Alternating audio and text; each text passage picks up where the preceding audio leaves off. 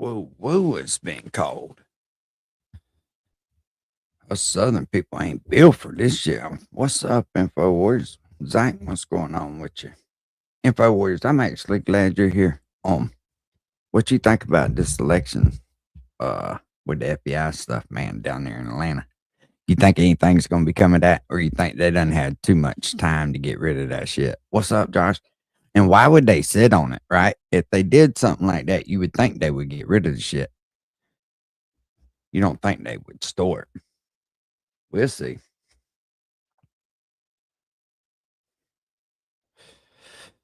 Oh shit, let me get something pulled up here. Hey, what they gonna do? What are they gonna do if they find out that there was fraud? What you think they gonna do then? What's up, Danielle? To me, it's almost a waste of money. Oh, I believe they're dirty, Zach. I believe 100% they're dirty. I've worked up there before. I've seen the conditions that they live up there in and how they let shit just fucking go. Dude, they had kids, man. You couldn't even go to the gas station up there. They'd run up to you trying to say you they knew what was going on. We was remodeling apartments up there for a while, and dude, there was somebody dying up there all the time, and that ain't even a joke. It's bad up there. I was scared to go outside. I ain't even gonna lie. I was like, not at night. Hell no. During the day I would, because we had to work, but like I wouldn't be out venturing around and all that shit up there. Hell no.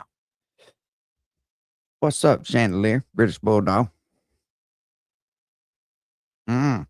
I noticed they've been kind of panicking, trying to talk tough, and they trying to blame it. Oh, they're just trying to take your attention away from Indianapolis. Bitch, he's been trying to get that shit done. He's been trying to get the results of that shit. Minneapolis didn't have a damn thing to do with it. Yeah, I believe it, bro. Zach, I believe it. It was it was Atlanta's probably one of the, do you think Detroit's bad? Shit, Atlanta's just as bad as fucking Compton, I would bet, in California. You could about compare the two places together. It's the same fucking atmosphere. That shit was wild, bro. There ain't a lot of white people in Atlanta either. Nobody ever really bothered me, but I just knew better though. You know what I mean? You know how to move in certain environments. You don't go out and just make yourself a fucking target. They'll rob the shit out of you up there at night. Matter of fact, one of the boys that was working with us, he's young. I was like, you can stay your ass inside at night, dude. You're gonna end up getting fucked up. Went out there and got robbed. They didn't get much from him, but they still robbed him. You know, doesn't matter if they get $10 or 1,000 from you. You get robbed, it's all the same. I said, "I'll fuck with you later on," But I told him, "Stupid little bastard." Got the keys to we had a big U-Haul truck. We stored all our tools in, got the keys to the U-Haul truck and all that shit. When we was leaving, I'm out there beating the fucking ignition out of my brother's fucking U-Haul truck. Dumb motherfuckers. You can see Unc in there with a fucking screwdriver and a hammer. Let's see here. Damn, I had something I was gonna pull up. Y'all ever watching y'all ever watch that dude Matt Morissette? I think's how you say his name. What's up, Danielle? What's up, Isaac? I know you ain't political. I already know that. I wish they would put your fucking subscribers in alphabetical order. I hate that they do that shit. Everything else is so politically correct. Why can't they do that? Let me see if I can just pull them up in my search bar.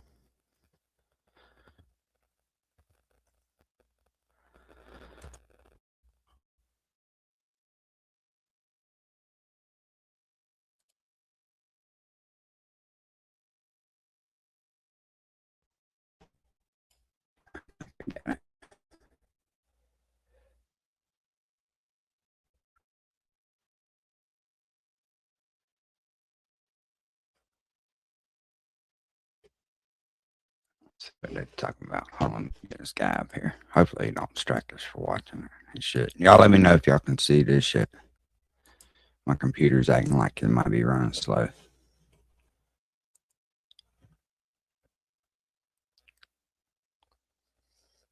Yeah, and he should be, man. And you could just tell the way that the atmosphere was and the way that they were going after Trump. They was trying to fucking stop him.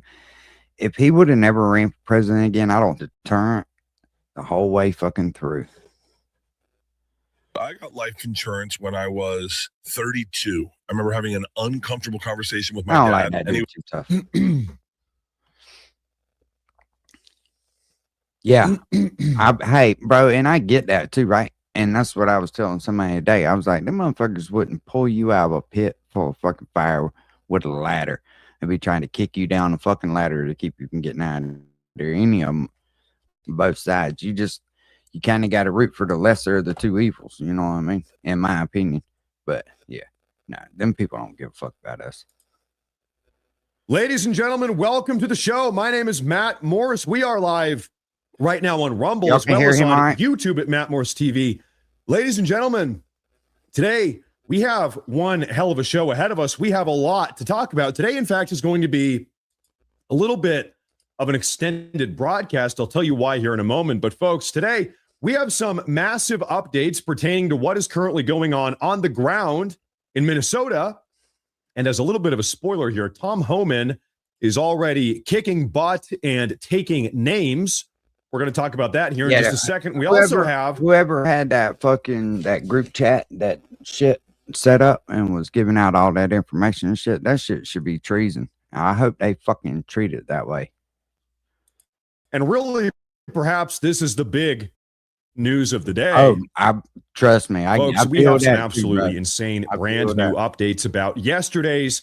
I mean, I watched the senator come through here and grift off the church to get the church to back him, because in this community, you know what I mean, the church is the majority of the people, and make all kinds of fucking promises to him and everything else, and never did shit. He'd come by every Sunday for about 6 months, and then once he got elected, he's never been back that I know of anyway. And I used FBI raid on the Fulton County, Georgia election office. Folks, the Democrats right this very moment are pretty much losing their minds. And we're going to talk about why. What I don't understand, though, I don't understand why they've had plenty of time to get rid of this shit. They've had, 5 fucking years. Why ain't they got rid of this shit? Man, that is one hell of a story. We have a lot to break down insofar as that goes. Also, they ain't gonna find on top of both of those two big massive stories. If they find anything, it's because motherfuckers that did it were stupid and didn't get rid of the shit. President Trump himself, the big man in charge of the country, is going to be issuing a very mysterious national address at 4:30 p.m. Eastern time. That is 90 minutes from now. There is a reason why I delayed today's broadcast by 1 hour. It's because we're going to do our regular. They tried to paint that dude out to be like some fucking cleaned up Christian dude. He looked like a damn terrorist almost. Regular show. Then we're going to roll right on into covering President Trump's national announcement. Nobody knows what it is. Nobody knows what he's going to say. We don't know. Now, of course, he had a cabinet meeting that lasted about 90 minutes earlier this morning. So we're going to take a look at some of those recap clips, but we have a mysterious surprise national announcement today. There's a lot going on in this country. Could be about Iran, could be about Minnesota, could be about Minneapolis, could be about this FBI raid in Fulton County, Georgia that took place yesterday. So, ladies and gentlemen, today's going to be an extended show. Thank you for tuning in. It's a beautiful Thursday. Make sure to hit that like button. Make sure to subscribe and follow the channel if you have not already on both Rumble as well as on YouTube. Everyone, thank you for being here. Sincerely, I think this motherfucker got a fake fucking fireplace. What the fuck is going on? First thing we should do is probably start talking about, let's kick off today's show by talking about Minnesota. Ladies and gentlemen, it seems as if Tom Homan, border czar Tom Homan, former ICE director Tom Homan, who is now on the ground in Minneapolis, seems as if he has come to some sort of new agreement with the Minnesota state officials. Now, Tom Homan held a press conference earlier this morning from Minneapolis, and we have a couple clips we're going to take a look at here. But during this press conference, he announced the details of this kind of new agreement he has struck with Minnesota State. Now, let's go over some of these details. Going forward, Minnesota State, as well as city police across the state, have agreed to respond to 911 phone calls from ICE officers Why ain't they been doing that to fucking start with? providing backup and support to those ICE officers if they need it. Now, this is a You know, here's the thing. Them motherfuckers should have been turning them over from the jails anyway. This shit wouldn't be going on in them cities if they'd have followed federal law to start with. massive development, cannot be understated, considering that prior to this agreement that has just been made, police across the state, 911 operators had refused to dispatch police to ICE if they needed backup. In fact, there was a stand down order prohibiting that from happening. So now ICE has What's the up, support Yankees? they need from local and state police. On top of that, Minnesota state prisons are now going to cooperate with ICE as well, handing over their On top, what's entire that? illegal alien criminal population over to ICE so that they can be processed and subsequently deported. That is similarly absolutely You know, not. I was listening to Rogan. Out of 2 million, they said that like 1.6 self-deported, but out of the 500 that they had to go catch, or 400, whatever it was, that 8% of them were violent fucking criminals. That's a lot when you really start putting the numbers like that together. A lot of fucking people. Massive news. This is what President Trump, this is what we've wanted the entire time. It's like, hey, listen, just work with us. Just work with ICE. Listen, we have federal laws. You got to follow federal law. Cut out these stand down orders. Let the local police That's work crazy. with ICE, protect them if they need, provide backup if they need, share information if they need. I mean, listen, think about this. Nobody You know what? When a natural disaster hits, who's the first person that they always call? The federal government. Why would you fucking not obey federal laws? You want the funding from them when your houses are blown away and your neighborhoods is fucking burnt down from whatever natural disaster it goes through there. I don't get that, man. And see, that's what they should have done. They should have cut federal funding to them motherfuckers. It would have been lights out pretty quick. knows better where illegal aliens are in Minneapolis than the I know that's Minneapolis rough police. and harsh, but Nobody's going to have that information more than Minneapolis police or whatever other local police department elsewhere in the country. So now the police across the state are going to be Yeah, who working the with fuck- ICE per this new Hey, agreement. let me ask you, who do you think's behind sending all them group texts and all that shit, putting out all the information where ICE is going to serve a warrant, what cars are driving, tag numbers, people's names and shit, doxing them? How in the hell is that right? And who's behind that? Who is getting that fucking information? That should be secret, top secret information. Agreement. That's massive. And so because of this new agreement, because of these now safer working conditions for ICE, CBP is going to begin slowly Jay, that's pulling what I out say. of the state of Minnesota. Keep in mind, CBP was only ever flooded into the state in order to protect ICE from all of these far left mobs, rioters, because the local police was refusing to do so. It was like, well, if when ICE is getting attacked, they try to call 911, nobody answers, nobody's Yeah. coming to save them, Yeah, then we've people got to don't- send in people CBP. don't- That's why You know what CBP was tripped me sent out, in. right? You And got all these people fucking rioting, protesting, all that shit. And they just seized, or they didn't just do it, but they seized a fucking apartment in Chicago with police uniforms, fire uniforms, explosives. They found another fucking place in New York with a bunch of Chinese people that were ready to take down the phone lines. You got these motherfuckers in Minnesota that scamming all the money, sending it back for fucking Alamas. Damn, what do you call them people? Or the type of not them people, but the type of religion? Muhammad. They want to kill all non-believers, right? They're really putting forth a motion of a plan. And I keep trying to tell people, these people don't fight like we do. They they absolutely do not. Look when they go to tearing shit up, what they do. We don't want that here, man. And you got fucking soccer mom out there screaming her fucking lungs out, trying to run police officers over and shit. It's like, what the fuck? So now the dynamic has shifted. And the politicians use all these motherfuckers to do it because they've all sold us out. We've got access to the prisons. Local police are working with us. 911 is going to provide backup. Understand that. Local police is going to be sharing intel with ICE now. We saw yesterday afternoon, ICE is now knocking on people's doors. Ladies and gentlemen, I kid you not. Look at me here. Did they ever find Local out what they police sprayed on her one time? I bet you it was urine. I bet you that's what they sprayed on her. Is giving information to ICE pertaining to where illegal aliens live, their names and their addresses. ICE yesterday afternoon started knocking on people's doors. Hey, listen, hey, is anybody home? We heard an illegal alien lives here. Guess what? An illegal alien was there. They arrest him. They deport him. So now, listen, it's like the wheels, the ball bearings here got a little bit of grease. Now we're moving with an increased. Motherfucker should have thrown piss on her. I don't like that lady either. Some of the things, some of the hot clips that they've taken and showed to her, and I know that's not right to really judge people by, but you could just tell that lady ain't fucking around. She don't want nothing. She just wants what she can get from here. Unprecedented level of efficiency, at least as far as Minneapolis goes.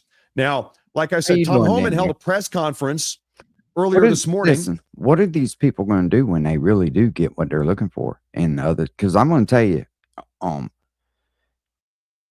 don't think it would take a whole lot. I hope it takes more, but I don't think it'd take a whole lot for people to start pushing back.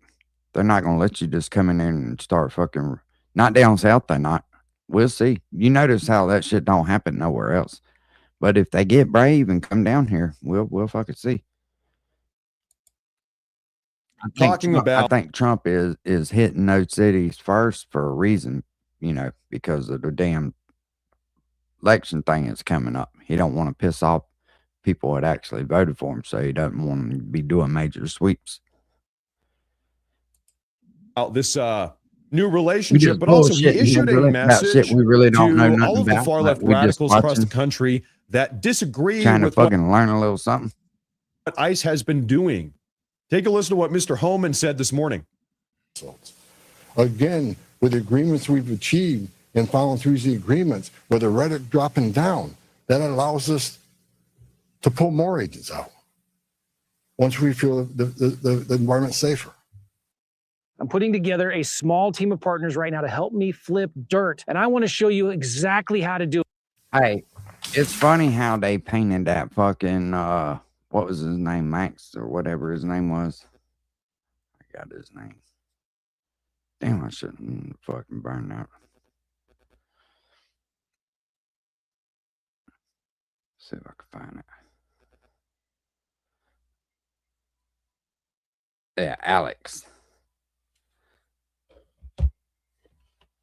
You see how they cleaned his picture up and shit, tried to make him look like a fucking little schoolboy? I begged for the last 2 months on TV. He looked like a jihadist. For the rhetoric to stop. Ask me. I said in March, if the rhetoric didn't stop, there's going to be bloodshed. And there has been. I wish I wasn't right. I don't want to see anybody die. Not officers, not members of the community. That's crazy. And not the targets of our operations. How do people get so hyped up that they fucking will go to bat for a politician like that they know don't give a fuck about them? For the people out there that don't like what ICE is doing, if you want certain laws reformed, then take it up with Congress. True. Again, ICE is making this up. They're enforcing laws enacted by Congress and signed by the president. The same laws have been on the books for the last 6 presidents I worked for. Listen, hey, President Trump here. Let's pause the video. President Trump is not a king. He's not a dictator. President Trump is not the emperor of the country. He is the duly democratically elected president of the country. It is the president's job to enforce federal immigration law, federal law, period. The president must enforce federal law. That is his job. How do we have federal law? Well, we pass it through Congress. Congress, we have some form of democratic process here. The American people, we all get to vote on who our congressional representatives are. We send them to D.C. They pass laws on our behalf that we all kind of sign off on in a way. And so it is the president's job, who we similarly democratically elect, to enforce those federal laws. Federal laws don't manifest out of thin air. We push them through Congress. People we vote to go to Washington, Yeah, they push American them through people Congress, have our representatives. That's what they voted Trump in for, was to do exactly what he's doing now. You know, and that's something else. They talk about democracy, and they're trying to keep from letting democracy fucking happen right now. In fact, you know, I'll say something here. It would be almost authoritarian if we had a president who refused to enforce federal law. Imagine we had all of these democratically passed federal laws, and then we had a president sitting in the Oval Office. He said, I'm not going to enforce them. That right there, that would be a little bit authoritarian, don't you think? Because then you have this rogue president who's not even enforcing the laws that we all passed, that we all wanted to pass. That would be a little bit authoritarian. That would be a little bit dictatorial. Hey, yeah, I'm the president, but I'm just not going to enforce them. Can anybody think of any presidents like that? Joe Biden. President Trump, you know he what, is doing his job. He is They blame Biden for a lot, and I'm gonna have to play the devil's advocate. They knew he was sick. They put him in there as a scapegoat. I've said that the whole time. I mean, fuck, the man couldn't even ride a bicycle. He got lost in the garden he'd been in 40 fucking years. I mean, come on, man. All he was looking for was a fucking bed to lay down and take a nap and a fucking bowl of ice cream. You can't blame him. He's 80-something fucking years old. That's it. And so Homan, he says, listen, if you have a problem with this, go call your congressman or vote for a different president. Sorry, you lost the last one. Better luck next time. Go petition your congressional representative. You don't like current federal law? You got to change it. Go change it. Go call your senator. I started with President Reagan and ended with President Trump. Listen, they tried their damnedest to put a black female as president. They did it. They pulled out every stop they possibly fucking could to put Kamala Harris as the fucking president. Administration, we enforced the same That's not laws. Democracy. Nobody voted her in to vote for her. If you don't like what I was doing, they just set her up there, instead of protesting this thinking that building, it was going to go take. protest Because it Congress. did Tell me with what Obama. changes. That's right. Totally astute. Listen, I love Tom Homan. And by the way, use common sense. They use race against everybody. Let's keep it 100. listen, the Democrats, they've got a tough time. The Democrats have a very tough time pushing back on Tom Homan. Why? Because you should they're never take young beloved kids to a fucking protest. That's stupid. President Barack Hussein Obama That's actually just honored Tom violent Homan. He fucking gave him You a have to medal, be a trophy. What is it? retard. The But then again, presidential. look, these people are out there fucking women putting their lives on the line for fucking absolutely nothing because they've been gaslit and fucking hyped up. Medal of How Freedom stupid people are. is the one he gave him, I believe. He gave him some honor, some presidential, very illustrious presidential honor, because Tom Homan did such a good job during the Obama administration. He said, listen, Homan's been doing this for 40 years. Fucking do it.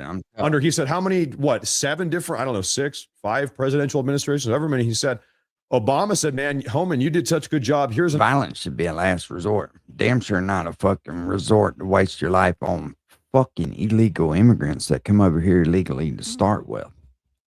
honor for your effort. And so, listen, it's going to be tough to push back on this guy. But you know what? I don't even blame the illegal aliens. You know what I mean? You get told, hey, come over here. You get a fucking place to live. They put you on a plane, send you to one of these fucking, swing states. Yeah. Put you in a fucking place to stay, food stamps, tell you, your back hurts? You got a headache? Oh, well, here's a disability check. You know they're going to vote for him. They trying to make it where it's Democratic from here on out.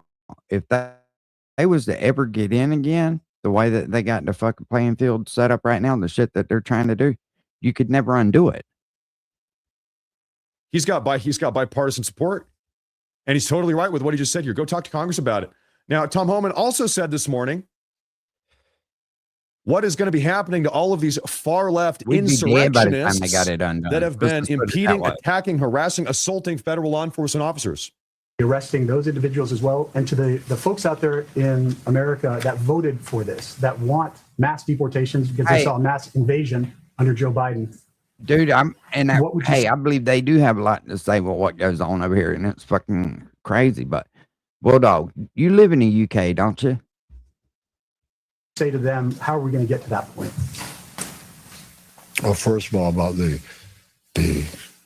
organization and the funding of the attacks on ICE. I wish you would fucking tell people how it is over there, and let them know. I don't know if you've ever been to America, but we do have a lot of freedoms right now, and they damn sure trying to take them, and they've been steadily taking them ever since the fucking terrorist attacks of 9/11. And shit is, dude, it has been. I don't know. I've been to prison, right? And when I first went to prison, there was no what they call control movement. And I see it happening with society the same way it happened in prison. It was just a little at a time until they had total control of you. And I see it kind of playing out. I'm not going to answer a lot about that, and I'm not going to show our hand, but they'll be held accountable. So I'm not going to answer too much about holding these far left Tell 'em, agitators, the organizers. accountable. hey, so they arrest people over there where you're at just for fucking political posts and shit. Not even no real serious rhetoric. It's fucking crazy. What about that one girl that got SA'd, and then she said something back to the dude online or whatever. She made a post about it, and they fucking ended up locking her up over the post. She's a fucking victim. Accountable, because I don't want to show my hand. Look at that little grin. Look at the grin he has on his face. Look at that little cheeky grin he has on his face. Listen, He just got fat man it's face. coming. It's a matter of time. In fact, yesterday we saw 16 Y'all have far to left admit, that radicals get motherfucker look arrested. like Federal Potato Head charges. Kurt. I think it was 14, maybe 14 of them yesterday. The DOJ made that big post about it. On, He really on does. X. That We motherfucker we look got- like Mr. we got Potato Head for real. mug shots almost here. We saw their faces. So they are making Third arrests, graders but don't listen, bend ears it's one on thing to arrest the grunts, the footmen here.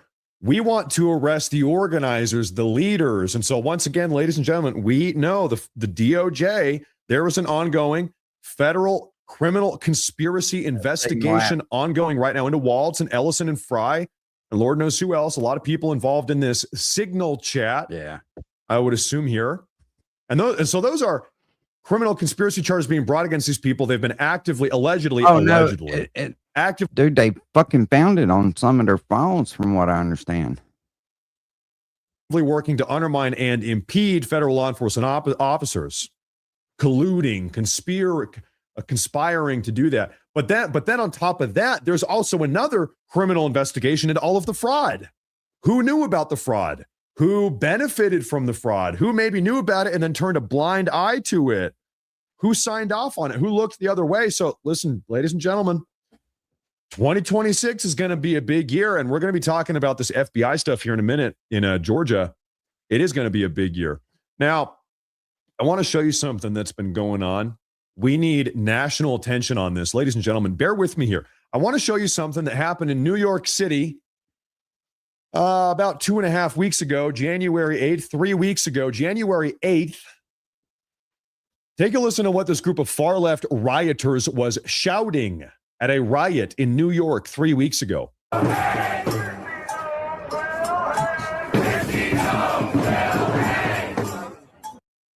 What the fuck? EVE Online is a vast. You hear that? Kristi Noem will hang. 3 weeks ago, they're chanting this. Hundreds of them. Downtown, nothing has been done about it. Kristi Noem is the DHS secretary. She's in charge of the Department of Homeland Security, by the way. ICE and CBP, that's all part of the DHS. They're saying Kristi Noem will hang. This is a lynch mob, is what this is, a lynch mob. They're calling for her to be hung. That. And then they did it again 2 days ago. 2 days ago. This similarly in New York, a group of far left rioters breached a hotel that they thought ICE was staying at in New York. In the lobby, they did the same thing.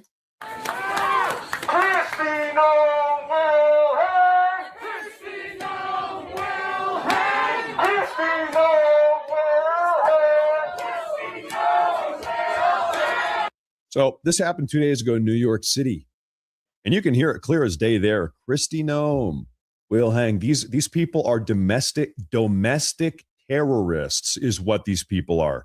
We call it a lynch mob. Let's call it really what it is. These people are far left domestic terrorists is what they are. And the reason I show you this as a little bit of a recap is because I saw today, this morning, House Minority Leader, his name is Hakeem Jeffries, Democrat from New York.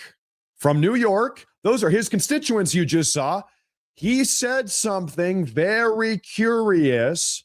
Hakeem, there he is, earlier today. You folks have got to see this. It's disgraceful. She's got to go. We are dead serious. She needs to be put on ice permanently. She's got to go. And by the way, she's not the only one. It's disgraceful. So he's talking about Kristi Noem. He's talking about Kristi Noem here. Hakeem Jeffries says she's got to go. She needs to be put on ice permanently. I'm sorry, what did you just say? Ladies and gentlemen, this is a death threat. Yeah, what is it? What that, does it mean Hey, to put somebody on ice? It means to kill them. It means you're going to kill them. He's saying that she ought to be killed.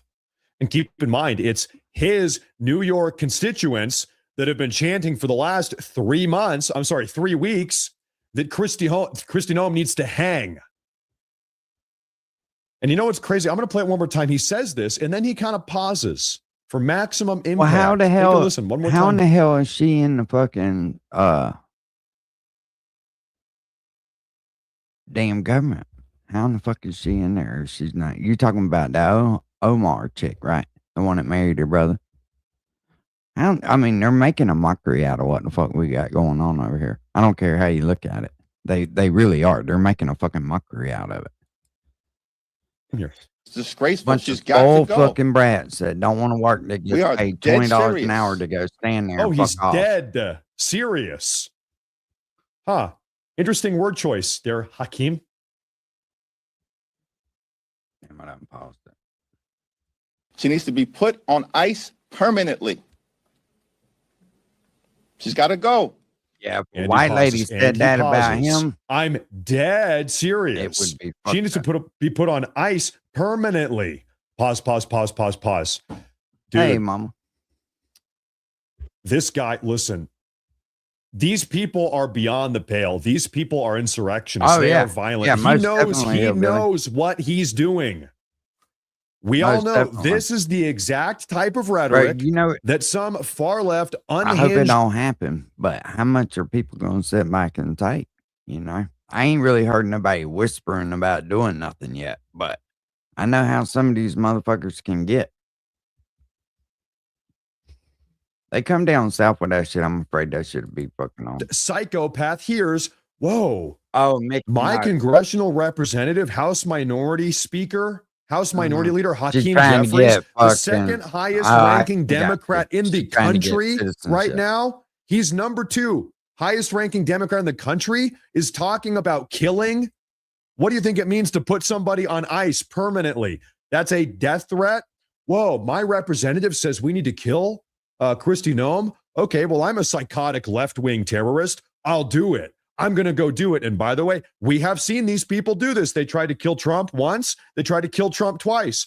They killed Charlie Kirk. It is this type of rhetoric, not from a bunch of nobodies. No, this is the number 2 senior ranking Democrat in the country that is saying this type of stuff. These people are insane. These people are insane. Barack Obama. We just heard from Timu Obama. Let's take a listen to actual Obama. He posted something yesterday evening. Take a listen to this. Barack Obama himself, he said, and I quote, In Minneapolis and many other communities across the country, we're seeing people come together to peacefully protest and support their neighbors. If you're looking to get involved, here are some ways to help. And then Obama he drops a link to a web article. The article is called How to Help the Resistance to ICE in Minnesota. You can't make Ladies and this shit gentlemen, up. this is a former president who is advising Americans across the country, giving them advice on how to resist ICE. Hey, if you want to if you want to help You can't make impede this or shit up. undermine federal law enforcement operations, here's how you can. I haven't been to the article. I don't even know what this thing says. It's a Vox article. How to help the resistance to ICE in Minnesota.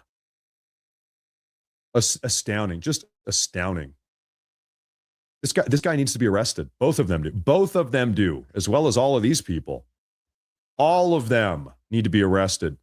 President Trump, let's get a little bit silly here. Maybe we're getting a little bit too serious. President Trump posted a video on Truth Social today.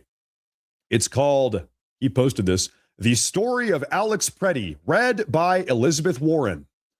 All right, Elizabeth Warren, what have you got to say about Alex Preddy? This will be good. Trump posted this himself. Caring for people was at the core of who he was. He was incapable of causing harm. Alex carried patience, compassion, and calm as a steady light within him. Even at the very I like end, how they're playing that in the that light background. was there. I recognized his familiar stillness and signature calm composure. The funniest part about this is right as she's talking about his peaceful light. This The light that he whoever had, come right up as with she this says was that fucking he's ingenious. kicking out the taillight of the Fed car. His light is I have everlasting. Right as he's info with kicking you. out the But taillight, you can fucking about They see lined- it's they gonna lined happen, man. It's about inevitable right now. Trump ain't gonna back down from them people, and neither is Putin ain't gonna back down either. They're all the same. that up Their perfectly. mind works the same. You get Oh, people Elizabeth whose Warren, mind you are works my the same. favorite They're Native fucking made up. American. Ho ha ho ho ho They ha. don't really You are want my it, favorite but they're Native not American, Elizabeth posturing. Warren. Look at her. You can I tell really by the don't think she's cheekbones. just posturing. We'll see. A lot of the time, you can tell by the cheekbones. That's how you know. Breaking news, ladies and gentlemen, in the city of Santa Clara, California, I believe, gay Batman, am I reading that right? Gay Batman had a meltdown in front of the city council. What in the hell are we talking God about, huh? damn, Carl's already in I don't Santa want you to Clara? sit back and watch. I want you to fucking do something. Each and every one of these people who came up has been very polite, very earnest, very kind, pleading you, begging you to do something. I'm not begging you. I'm fucking demanding that you act with some semblance of a fucking spine. Do something. Thank you. Thank you, gay Batman. Ladies and gentlemen, a round of applause Oh, for then gay showed up. Batman. There Told he him what is. the He's fuck he he's wanted. pissed off. He's had enough. I thought He's had a enough of lightsaber ICE on the side. arresting and deporting illegal alien, rapists and murderers. How dare you? How dare you, ICE officers? How dare you arrest our illegal alien invader, Trende Aragua gang member rapists? Who And in their right mind thinks it's a good idea to put this fucking costume on and go like they're trick or treating? human traffickers. How dare you do that, ICE? Shame on you. Shame on you, ICE. Now, ladies and gentlemen, at this point, I think we should go ahead and talk about the big story of the day. It's so easy to become a podcaster with Riverside. First, You go to think so, Riverside Jay? and open I an don't account. think it is. When you're I ready to think it- record, just it's like hit when- rec to I don't capture know, high man. quality I audio don't know and about that. video, all I from ain't the saying comfort he's of tough. He's just anywhere. hard-headed. I don't think they I think we stand should a talk about chance. this FBI dynamic here. What do you think about that? Ladies and gentlemen, yesterday afternoon, the FBI conducted a 14-hour-long raid on the Fulton County, Georgia election office and ultimately seized over 700 individual documents, including but not limited to ballots, tabulator tapes, voter rolls, and digital data. In fact, The warrant that the FBI used Yeah, see, to I don't know conduct why this they- raid, why they we now held on to know, that which was shit. signed off by a I'm surprised magistrate there judge, wasn't a by the way, fucking after being fire or something. Honestly, I'm surprised they didn't burn shit down. presented with evidence. The warrant itself says that these seized materials constitute, quote, evidence of criminal offenses. So right now, it really makes you wonder what sort of evidence the FBI presented in front of this judge in order to get him to sign off on a warrant like that. Well, we're going to talk about that today. So I was listening to another one, and they're talking about that Moderno, that because he had his elections supposedly rigged. He had the software for it, and that's why they finally got the warrants for that shit. We'll see. First, ladies and gentlemen, what I want to do before we really break down all the nitty-gritty details here is show you what members of the left are saying in response to this entire dynamic. Ladies and gentlemen, this is Fulton County, Georgia Democrat Commissioner Mo Ivory, who is absolutely panicking and melting down about yesterday's raid. I want you to take a look at this. Then we're really going to break this entire dynamic apart. Take a listen. Hey everybody, so here's an update. We're at the elections hub right here off of Fairburn Road, and they did correct the warrant, and they are now in there getting the documents. 700 boxes of 2020 ballots and accompanying things that go with it, you know, absentee ballots, all the things, all right? So our clerk of Superior Court, Shay Alexander, is in there making a log of everything that they're taking, but this is like all wrong. So we're trying to figure out a legal plan, and we should have one, whether that's an injunction, whether a motion to quash, I mean, whatever it is, we're trying to figure it out right now, because this is an attack on our elections, meant to keep you from trying to go to the polls in November, being too afraid. How does that keep you from going to the fucking polls in November? This election's already fucking over with. Change what's going on in our nation. So instead of worrying about people dying in Minnesota, here we are at the Fulton County Elections Hub. She's saying this is an attack on our elections. By the way, this is a woman. You can tell with her body language. Listen to how she's talking. She's moving around. This woman is panicking. She is freaking the F out. In fact, by the way, all of them are panicking. We're going to do a comprehensive look over today. But she says this is an attack on our elections. Yeah, actually, this is about securing our elections and shining a light on election fraud, because we all know, everybody with half a brain inside of their skull knows the 2020 election was a little bit off, a little bit fishy. In fact, it was stolen. Now, we also got breaking news yesterday. Who's that right there? Ladies and gentlemen, that is Director of National Intelligence, Tulsi Gabbard. Breaking news. Director of National Intelligence, Tulsi Gabbard, has been seen spotted outside the Fulton County, Georgia Election Center during the FBI's raid regarding the 2020 election. Now, ladies and gentlemen, put that picture up there on the big screen. Look at that. Ladies and gentlemen, there was only one reason why the Director of National Intelligence, Tulsi Gabbard, would be on the scene at the Fulton County Election Center after it had been raided by the FBI. And that reason is this. They know that foreign interference was involved in the 2020 election. Outside of that, there's really no other reason. It is highly abnormal that the DNI is on the ground, boots on the ground, alongside the FBI in a situation like this. That doesn't normally happen. They have proof of foreign interference. You heard it from me here first. And I'll tell you what, it is no coincidence that this raid on the Fulton County Election Office is taking place less than a month, 25 days, in fact, after Nicolas Maduro was captured by the Trump administration. The Trump administration, they could have blown this guy up. They could have dropped a bomb on his head. Maduro, they didn't do that. They carry out a highly coordinated special ops raid to bring this guy back to the U.S. alive. And now we all know why. Because we all know that in the early 2000s, Hugo Chavez, the prior president of Venezuela, alongside Nicolas Maduro, the similarly...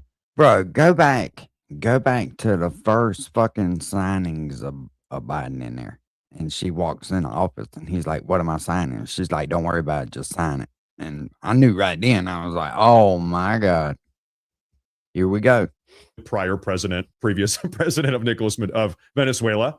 They both of those guys, Maduro and Chavez, created a proprietary election rigging software built on the Smartmatic election voting system.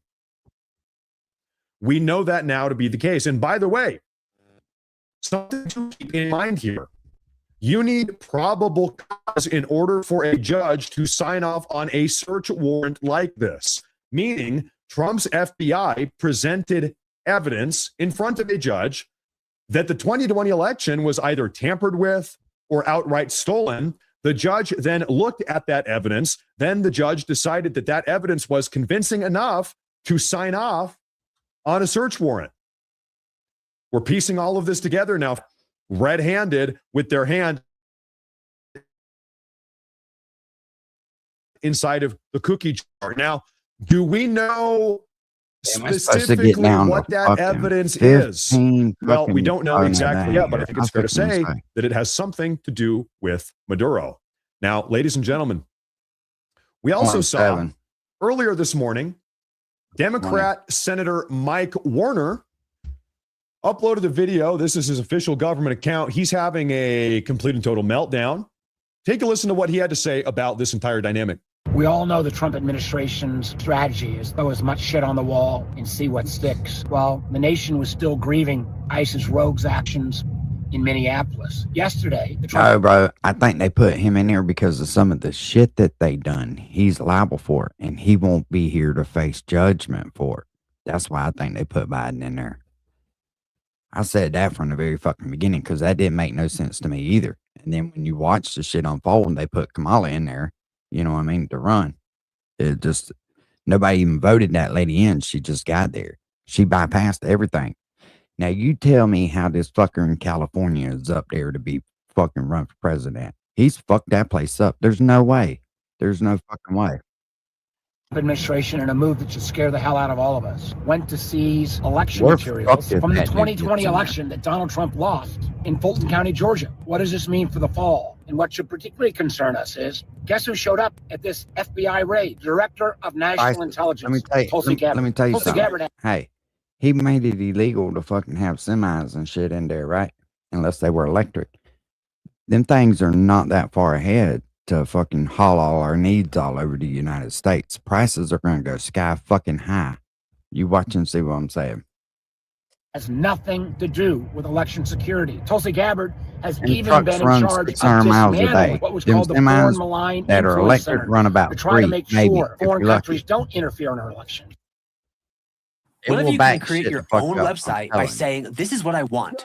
With Wix, you can. First up, let's talk about AI color themes. You can get any combos you want, bold and bright. Nobody gives a fuck about that. Didn't work, did it? Huh. Didn't really work that well, did it, huh? This complete Trump loyalist somehow popping up on an FBI raid. What the heck was she doing? We got to stand up and step up against ICE. We also got to stand up and step up to protect our elections coming this year.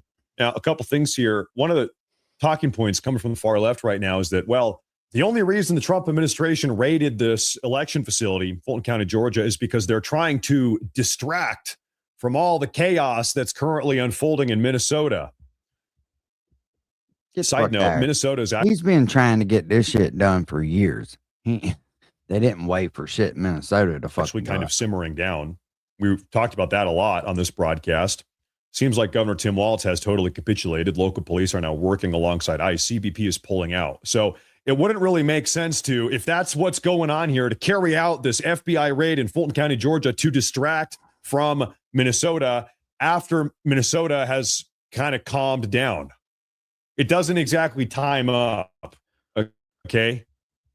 But beyond that, he's also unironically pointing the finger at Tulsi Gabbard, accusing her of foreign interference by nature of shutting down, what was it called here? Whatever it was called, the Foreign Malign Influence Center, not realizing that really three fingers are pointing back at him himself. Really, pretty much this is the textbook definition of projection is what the Democrats are doing right now, him included.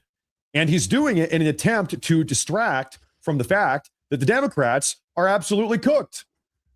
They have been attempting to conceal all of this voter fraud that took place in 2020 for 5 years now and gaslighting all of us every single step of the way. And now that all of it is just starting to come out, Trump is back in the White House. We are shattering the narrative they spent 5 years building. Now they are melting down. They have been caught red-handed, like I said, with their hand in the cookie jar. Now we have a great comprehensive review of this entire ordeal. Take a listen to this. Yeah, when Democrats get caught with their hands in the cookie jar with their blatant crimes, I would say watch out for the riots. We may have Democrat instituted riots later, like they did in Minnesota, Minneapolis, when the Somali pirates got caught stealing billions of dollars in American taxpayer money. Let's talk about that. Do you think that's an option? As you might know, the Minneapolis riots and protests only started in Minneapolis after they had gotten caught $9 billion worth of fraud in the state. The riots in Minnesota and Minneapolis were a distraction from the fraud. It was the Democrat defense mechanism. We've been caught $9 billion in fraud. All right, everybody, take to the streets. Take to the streets. We're rioting now. Right. It's a distraction. And now that they've been caught What down was that? in Fulton County, Tyler, Georgia, what was that old fucking comedian? George, what the fuck was his last name? The long-haired dude. we see And he said it, I was similar like, yeah, I type of kinda agree with that distraction. They're too. going to try to George riot Carlin? again. Could be the case. Was that who his name Wouldn't was? surprise me at all. Working with these Minnesota Democrat politicians, they tried to distract with riots. So who knows what they're going to do here? But I would just say this with Fulton County. What do they have? 500,000 ballots from the 2020 election that they didn't want to turn over to the Justice Department as part of a lawsuit by the Justice Department. And then you had the FBI go raid and get these documents. It was authorized by a United States magistrate judge to get these voting records from 2020. That's right. What did they have to hide? It's amazing that 2020 was an anomaly, and Democrats squeaked by Joe Biden, who couldn't get out of his home and couldn't fill his COVID circles in 2020, somehow squeaked by in Georgia. And they don't want to turn over the evidence, and they say it's voter intimidation. How the hell is it voter intimidation to turn over ballots from 2020 that aren't tied to the voters? They are decoupled from the voter registration, so you wouldn't know how these people voted anyway. They just want to look at the ballots. Right. It's obvious that the Democrats are hiding this because they have something to hide. Well, folks, not just in Georgia. For 5 years now, the Democrats have been fighting tooth and nail. It's not just Georgia. It's 7 different swing states, 7 states in the 2020 election where fishy behavior transpired, to say the least. The Democrats for 5 years now have been fighting tooth and nail to cover up what happened in these 7. Where we get our values from? I do not understand our values. By the way, speaking of American values, aren't we about due to start bombing some small country that only has a marginally effective air force? Seems to me like we're weeks overdue to drop high explosives on helpless civilians, people who have no argument with us whatsoever. I think we ought to be out there doing what we do best, gang, making large holes in other people's countries. I hate to be repetitious, but we are a warlike lot. We can't stand it not to be fucking with somebody. We couldn't wait for that Cold War to be over, could we? Couldn't wait for the Cold War to be over so we can go and play with our toys in the sand. Go and play with our toys in the sand. And when we're not invading some sovereign nation or setting it on fire from the air, which is more fun for our Nintendo pilots, then we're usually declaring war on something here at home. Did you ever notice that about us? We love to declare war on things here in America. Anything we don't like about ourselves, we declare war on it. We don't do anything about it. We just declare war on it. It's the only metaphor we have in our public discourse for solving problems, declaring war. We have to declare war on everything. We have a war on crime, the war on poverty, the war on litter, the war on cancer, the war on drugs. But you ever notice we got no war on homelessness? Huh? No war on homelessness. You know why? There's no money in that problem. No money to be made off of the homeless. If you could find a solution, to homelessness where the corporate swine and the politicians could steal a couple of $1 million each, you'd see the streets of America begin to clear up pretty goddamn quick. I'll guarantee you that. Ain't that the fucking truth?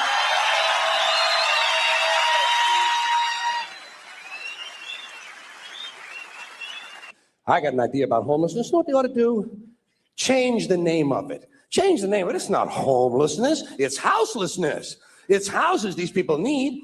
A home is an abstract idea. A home is a setting. It's a state of mind. These people need houses, physical, tangible structures. They need low-cost housing. But where are you going to put it? Well, that's fine, but where are you going to put it? Where are you going to put it? Nobody wants you to build low-cost housing near their house. People don't want it near them. We got something in this country, you've heard of it, it's called NIMBY, N-I-M-B-Y, not in my backyard. People don't want anything, any kind of social help located anywhere near them. You try to open up a halfway house, try to open up a drug rehab or an alcohol rehab center, try to do a homeless shelter somewhere, try to open up a little home for some retarded people who want to work their way into the community. People say, not in my backyard. People don't want anything near them, especially if it might help somebody else. Part of that great American spirit of generosity we hear about. Great, generous American spirit. You can ask an Indian about that. Ask an Indian about if you can find one. You got to locate an Indian first. We've made them just a little difficult to find. Well, if you need current data, select a black family at random. Ask them how generous America has been to them. People don't want anything near them, even if it's something they believe in, something they think society needs, like prisons. Everybody wants more prisons, right? Everybody wants more prisons. People say, build more prisons! But not here. Well, why not? What's wrong? What's the problem? What's wrong with having a prison in your neighborhood? It seemed to me like it would make it a pretty crime-free area, don't you think? You think a lot of crackheads and pimps and hookers and thieves are going to be hanging around in front of a fucking prison? Bullshit, they ain't coming anywhere near it. What's wrong with these people? All the criminals are locked up behind the walls, and if a couple of them do break out, what do you think they're going to do? Hang around? Check real estate trends? Bullshit. They're fucking gone. That's the whole idea of breaking out of prison, is to get the fuck as far away as you possibly can. Not in my backyard. People don't want anything near them, except military bases. They don't mind that, do they? They like that. Give them an army base, give them a navy base, makes them happy. Why? Jobs, self-interest. Even if the base is loaded with nuclear weapons, they don't give a fuck. They say, well, I'll take a little radiation if I can get a job. Working people have been fucked over so long in this country, those are the kind of decisions they're left to make. I've got just the place for low-cost housing. I have solved this problem. I know where we can build housing for the homeless. Golf courses. Perfect. Golf courses. Just what we need. Just what we need. Plenty of good land in nice neighborhoods. Land that is currently being wasted on a meaningless, mindless activity engaged in primarily by white, well-to-do male businessmen who use the game to get together to make deals to carve this country up a little finer among themselves. I am getting tired, really getting tired. What's happening, pimp? Of these golfing cocksuckers. Yeah, straight shooter. In their green pants and their yellow pants and their orange pants and their precious little hats and their cute little golf carts. Yeah. Hey, ain't it funny? This shit was 10 years ago and it's still relevant today. It is time to reclaim the golf courses from the wealthy and turn them over to the homeless. Golf is an arrogant, elitist game, and it takes up entirely too much room in this country. Too much. What's up, Ready Randy? In this country. We just bullshitting, man. I'm just trying to get his fix of the news for this evening. I figure I'd hang out with y'all good folks for a little while. It is an arrogant game on its very design alone. Just the design of the game speaks of arrogance. Think of how big a you letting fucking what's up, Mike? You letting them people gaslight you, sweetheart. You know, the people had spoken about deportation and shit, right? And like I said the other night, if your job or your family's ever been affected by it, you're gonna feel some type of fucking way. And not only that, we as a society have worked so fucking hard for so long and not been heard about anything. We get one person that finally hears us. Them people ought to be cooperating up there. They're not fucking cooperating. When you get places where they refuse to turn, you know, criminals over that's been caught doing a crime. Now think about this now. They come in our country and they ain't here fucking a year or 2 years and they've committed some kind of crime. They're not lawful abiding citizens, but you can't really blame them for coming here because they thought they had a fucking opportunity. They were promised shit falsely by the Democrats. The Democrats started all this shit. And I hear you about liberty, but we have a system in place to get that liberty. It's not just granted to everybody that's foreign to this country. Now, if you're born here, you get that liberty. Yeah, and you pledge an alliance to the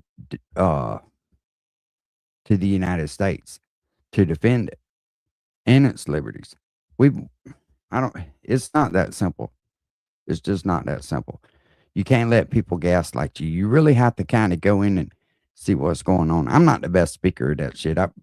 That's why I try to play these other people that talk a little better than I do. Golf course. Look, we work and pay taxes.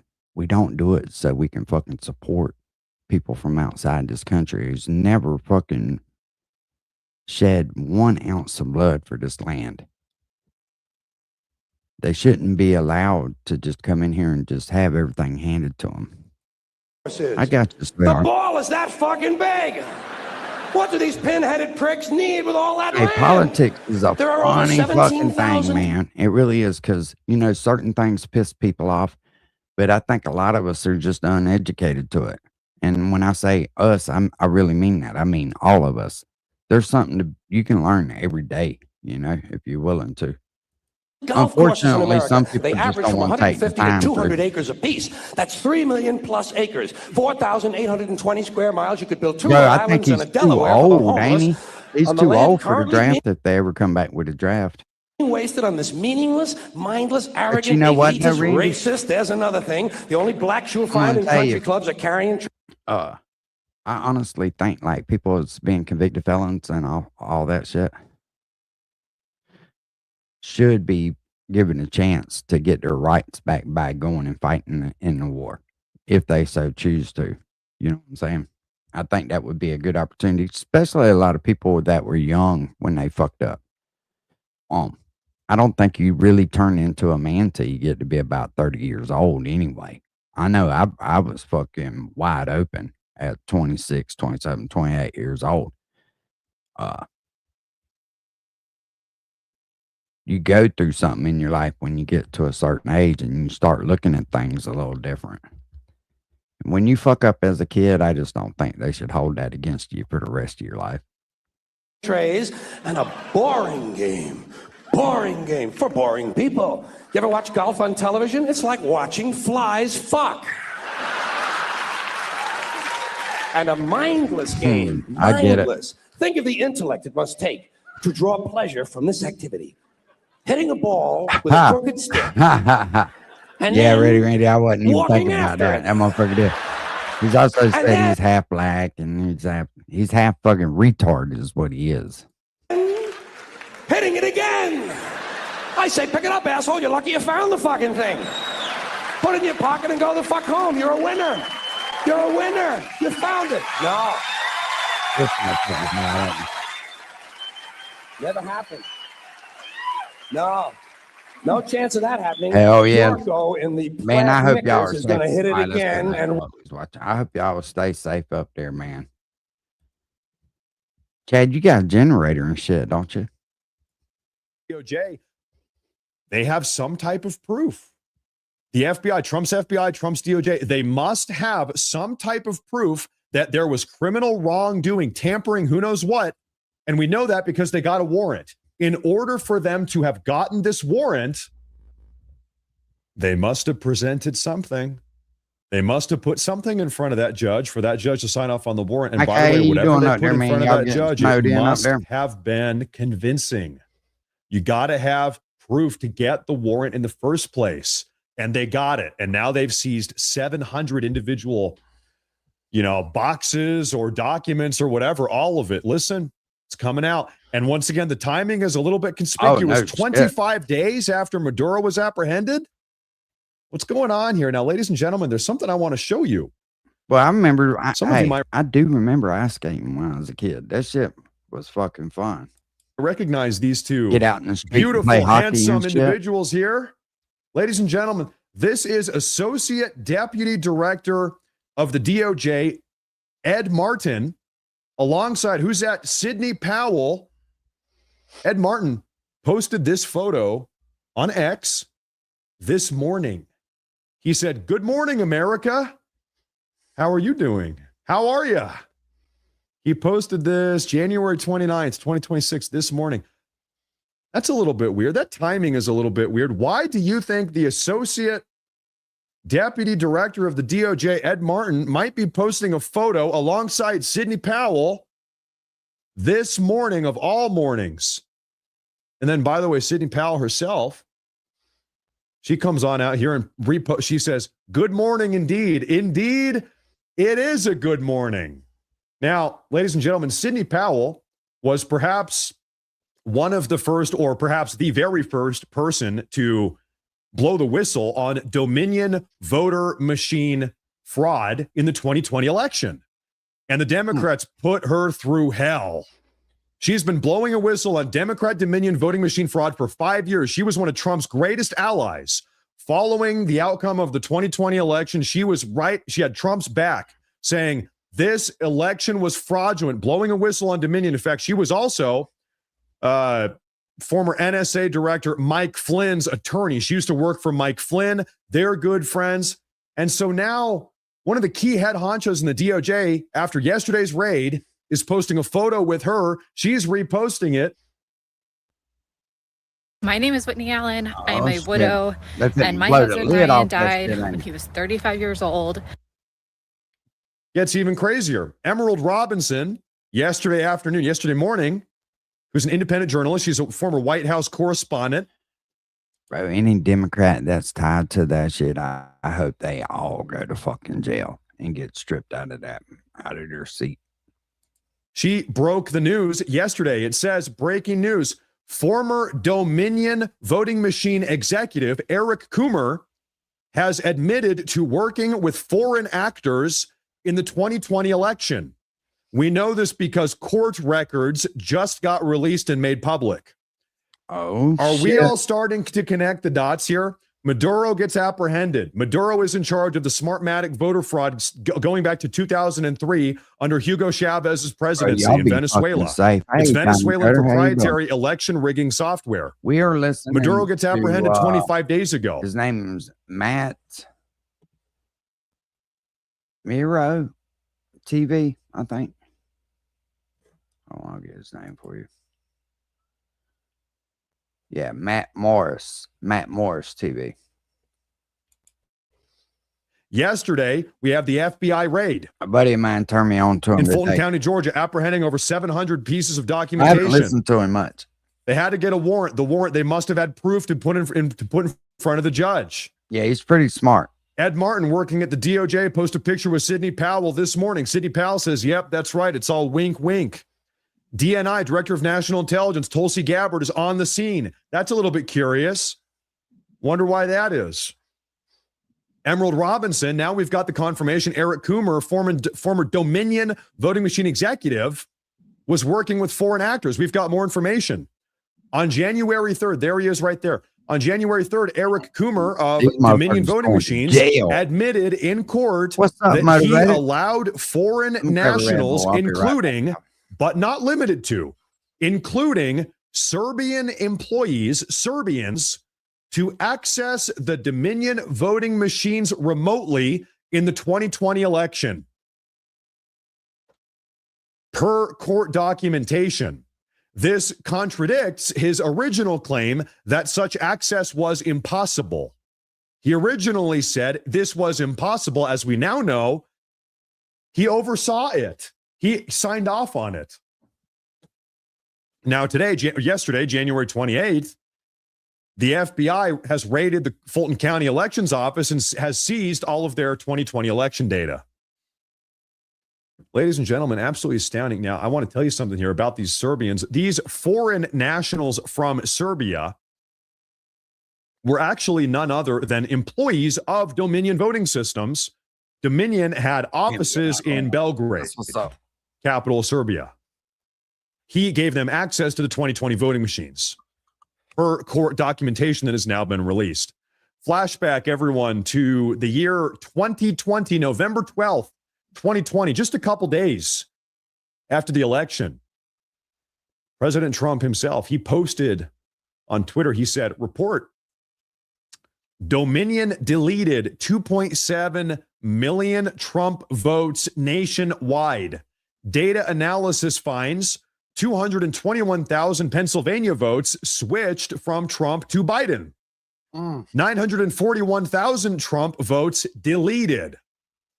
States using Dominion voting systems switched 435,000 votes from Trump to Biden.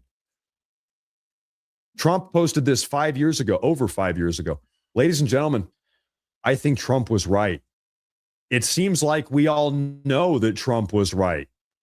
All the information is coming out. It is all getting exposed. We have been gaslit. What are they going to do about it if he can fucking prove it?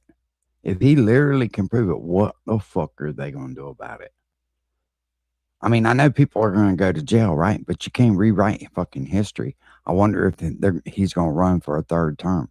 By the Democrats for 5 years. No, I know this it's didn't not happen. it's No, not stop allowed, asking but I questions. wonder if they're going to fucking allow it, because I think Trump was right here. Now, ladies and gentlemen, if they did, if the Trump administration is able to prove that the 2020 election was stolen in Georgia, then they will be most certainly able to prove. I mean, how do you make that right? You know what I'm saying? That's the question I'm asking, is how in the fuck do you go about making that situation right, no matter what the outcome is? That the election was similarly stolen in other states as well. So as it would seem, Georgia is effectively set up right now to be the first domino. Don't ever let nobody tell you no fucking different. That's good shit you do. Very long series of dominoes soon to come crashing down. Ultimately, dare I say, overturning the outcome of the 2020 presidential election. Be warm out there, so bro. Once all of this information is out, and it seems like it's coming out, what happens when we can definitively, concretely prove that Joe Biden was an unelected, illegitimate president for 4 years? What happens then? Well, let's be honest, of course, this is totally unprecedented. We are sailing into uncharted waters here, ladies and gentlemen, to say the least. This has never happened before. But there's a couple ideas. Perhaps every single one of Joe Biden's presidential pardons is going to get undone. All over 8,000 of them. 8,000 of them. Those might be tossed out. Those never happened. You got to be president to issue a presidential pardon. As it would turn out, you weren't president. Folks, as things, just think about this. It seems right now like we did not have a president for 4 years. Yeah, we did not have a legal, lawful president for 4 years. I want to see prison, treason. I want to see treason charges against numerous people involved in this. But what else happens? I always wonder why they went after him so fucking hard and turned up the pressure so fucking hard on Trump. I kind of fucking knew, you know what I mean? What about Joe Biden's Supreme Court appointment? He's got one Supreme Court Justice, Ketanji Brown Jackson, everyone's favorite low IQ DEI, didn't earn it. Supreme Court appointment, tossed out. Her fat behind is getting tossed back to the lower courts or a prison cell. Who knows? Perhaps all of his legislation, all of the congressional legislation that Joe Biden signed off on, rescinded, overturned, sent it back to Congress. Who knows where all of this is going? Like I said, it's unprecedented, uncharted waters. Uncharted waters. Anyone that the Joe Biden administration criminally prosecuted. Yeah, and it was crazy, Diamond Code. If anybody's sitting in a prison cell, if you can think of anybody right now, release them. I kept telling everybody when I would mention something about it, I'd be like, yeah, this ain't fucking right. You've never seen in your lifetime, have you ever seen people go after somebody to try to make something stick like they are Trump? There's something these people don't want to fucking get caught for. Who knows? And unprecedented, but I'll tell you what, listen, right now we're hearing from the Democrats, hey, listen, we need to stop talking about 2020. We need to move forward as a nation. It's time to move forward together. The Democrats right now are calling for unity. On the cusp of all of them getting exposed for the treasonous behavior they've engaged in. Now I've seen today, listen, everyone. You know what? We need to look forward. There'll still be some fucking blue-headed, fucking orange, fucking not being able to walk in front of a magnet-looking bitch that'll be out. Trump's lying. They're fucking lying. As a country, I'm sitting here like the only way it is possible to look forward is first to look back and right the wrongs the Democrats committed in 2020. How are we supposed to expect that we're going to be able to move forward as a country when the Democrats stole the 2020 election, not just from Trump, but from all of us? More importantly, all of us American people. Who does America belong to? This is our country. We are the Americans. America belongs to us, the Americans, the voters. We had a vote and they said, oh, we're going to toss it out. We're doing our own thing. We're inserting Joe Biden and his entire corrupt administration. We got to correct the record. We cannot let that stand. Absolutely not. And of course, you know, I need to kind of hold myself accountable here. Everybody's using this phrase election fraud. I think I've used it probably 10 times in the last 10 minutes. We're not even really talking about election fraud. Of course it is. But what we are really talking about, ladies and gentlemen, is a coup. The Democrats attempted to pull off a coup to subvert and deny President Trump of his victory. And also all of us, they attempted to deny all of us the right to determine who gets to be our leader.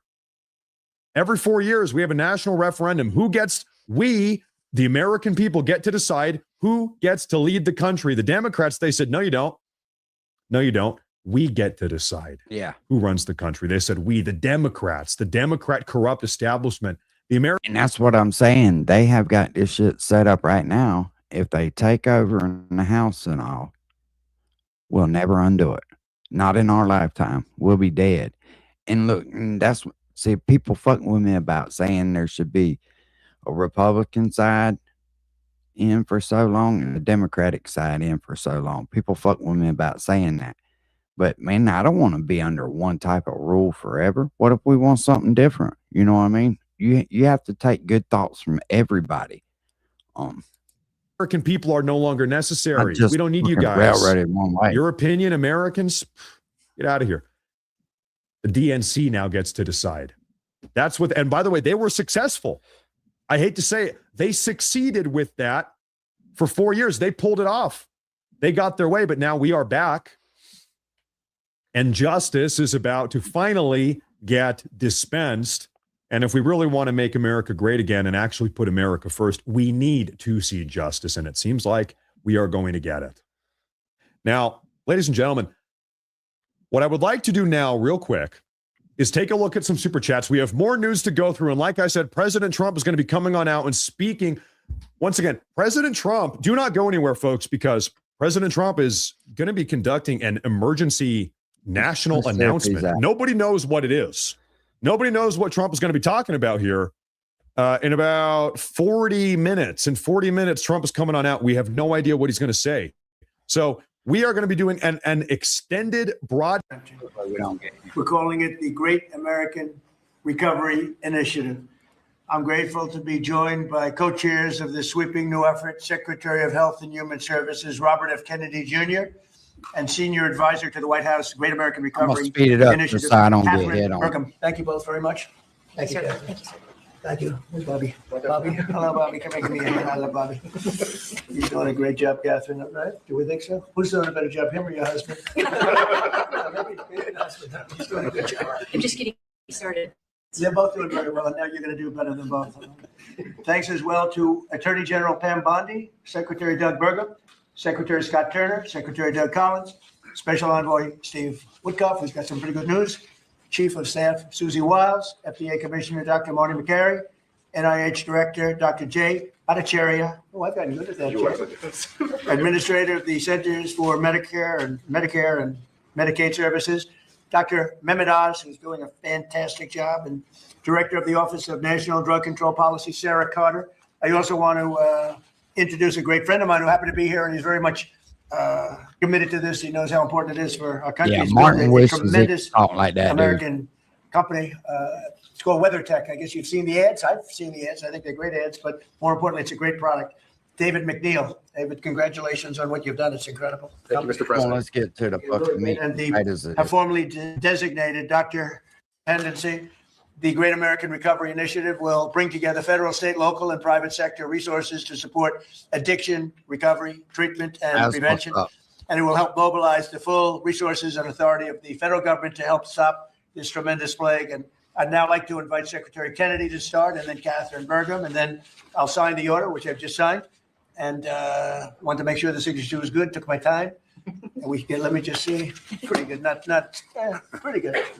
Let's give it a 10, okay, Catherine, for Catherine. But I'd like Bobby to say a few words. And Catherine, thank you very much, everybody. Please. Mr. President, thank you for your leadership for signing an executive order that tells the truth about one of the greatest challenges that our country faces. Addiction is not a moral failure. It is a disease. It's chronic. It's treatable. And for too long, our nation has responded with fragmentation, with stigmatization, and silence instead of science, compassion, and coordination. Today, President Trump changes that. With the Great American Recovery Initiative, we finally bring the full strength of the federal government together across healthcare, law enforcement, housing, labor, faith communities, and the private sector to save lives, restore families, and rebuild communities that addiction has hollowed out. Nearly 50 million Americans suffer from substance use disorder. Many never receive treatment. Even more don't believe that help is possible. That is not because recovery doesn't work. It's because our systems have failed to reach the people where they are early enough, long enough, and with dignity. This initiative fixes that. We will align federal programs instead of letting them operate in silos. We will set clear, measurable goals and report honestly to the American people. We will use evidence-based care, modern science, and continuous support, just as we do for heart disease, diabetes, and other chronic illnesses. We will focus on prevention before addiction. It's hard to listen We to will this. intervene early. It is. I'm sorry, but And we will partner with holy community. fuck. That motherfucker sound off a fucking broken AM record. It's hard for me to listen to that dude talk. And I saw his wife yesterday, and she confirmed that he's doing a fantastic job. So she's on your side. We know that, which is great. And Oz, thank you for being here. We appreciate it. Catherine, please go ahead. Thank you, Mr. President. Thank you so much. Your leadership today, relative to this announcement about the Great American Recovery, is a gift to all Americans who are suffering from the brain disease of addiction. I also want to thank First Lady Melania Trump for her leadership during your first administration, and now what she's doing championing youth and children, especially related to foster care, where early trauma and instability are often consequences of the disease of addiction. Addictions touch this administration in real and profound ways. President Trump, you openly spoke about your brother Fred, who struggled with addiction, shaped your life and your understanding of this disease. And Susie Wiles carries the lived experience of her father, the late, great Pat Summerall, whose recovery journey became a source of hope for millions. Vice President Vance has shared his story of his mother's battle and recovery. And as Secretary Kennedy just said, he brings his own lived experience, proof that recovery is not theoretical, it is possible. These stories matter because they are not isolated. They reflect the reality of the over 190 million Americans, that's half our nation, who are impacted in some way by the disease of addiction. And I am one of them. I started drinking in high school, and I was a blackout drinker from the start. For 20 years, I struggled, relapsing constantly starting over, constantly trying to stay sober and failing. I reached a point where I truly did not believe there was one single reason for me to keep living, and I was suicidal at the end of my drinking. One day I was out walking alone. I didn't have faith. I wasn't religious, but something in me said I should ask for help. And out loud to no one, because it was just me, I said, I don't know if anyone is there, but I need help. And that was the day I became sober. 15 years later, I found myself somehow standing in front of people as First Lady of North Dakota, thanks to him. But I was asking people to share their stories openly about addiction so we could eliminate the shame and stigma, so more people would reach out for help and more lives could be saved. And today I'm standing here in this incredibly beautiful Oval Office. And if not for the grace of God, I would not be alive today with over 23 years in recovery. That's why I'm here. My message is simple: never give up hope for recovery. Mr. President, I also want to thank you for allowing me to stand here with you today I was in this building in 2017 when the administration announced the national response to the opioid crisis. And nearly a decade later, the crisis remains, and in many ways, it has grown worse. Not because we lack compassion, not because we lack effort, but because we never fully aligned our system with the truth. Addiction is not a moral failure. It is not a character flaw, and it's not simply a behavioral issue. Addiction is a lifelong, chronic, relapsing medical disease as real as diabetes, cancer, and heart disease. And when we fail to treat it as such, we don't treat the disease, and we pay mightily for the consequences. Emergency rooms, jails, foster care, overdose deaths, and broken families. The Great American Recovery changes that. This initiative represents a fundamental shift from reaction to prevention, from fragmentation to coordination, from stigma to science, from short-term fixing. It is the expectation. So if you don't mind, Steve, I'll ask you to. Is that all he was going to talk about? And everyone else, and I'd like to ask Steve Whitcoff also to say a couple of words while we're finished, because he's a very special person who I knew very well, an incredible person. So if you don't mind, Steve, I'll ask you to do that in just a second. All right? Please, Bob.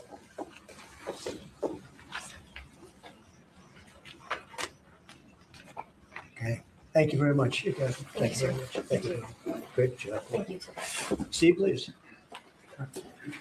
The president is doing the same thing to me now that he did to me in 2017. Do you remember, Catherine? Yeah, we were sitting next to each other. Yeah. Yes.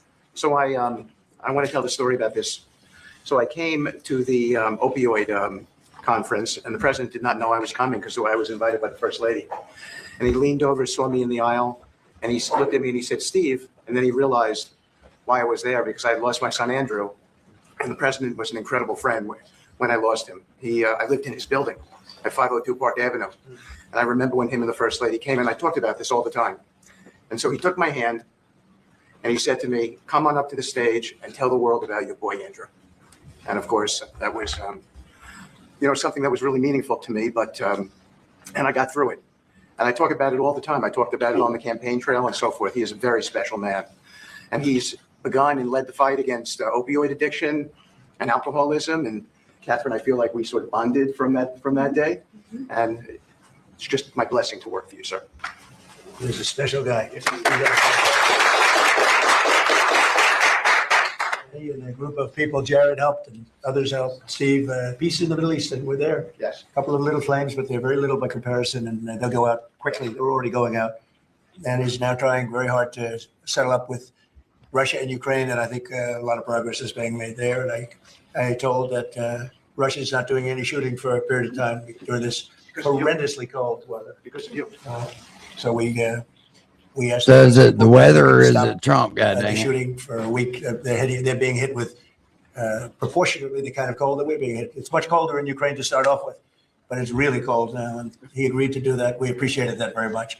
It's a nasty war. It's a nasty, nasty war. Would anybody else have anything to say? I can say that I am extremely late, but that's okay. Don't worry about me. Would anyone else have anything In other to say? words, he's ready to fucking go. We appreciate it, Marty.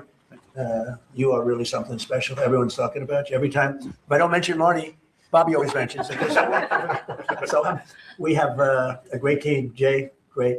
Marty, great. You guys want to say something? Thank you. Thank you. Well, historically, with addiction, the entire society has always been reactionary. And that's been the story of healthcare.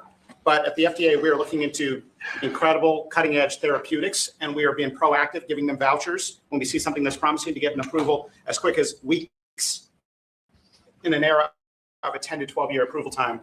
And the ultimate therapeutic is community, houses of worship, addressing loneliness. And so that's part of the MAHA agenda, thanks to Bobby's. Thank you, Mr. President. Thank you very much, Rachel. Thank you. Jay? Loneliness. In 2018, you launched the HEAL initiative, helping to end addiction long-term at the NIH. It's paid fruit. It's yielded fruit. The ingenuity of small business has developed products that can deal with pain without opioids.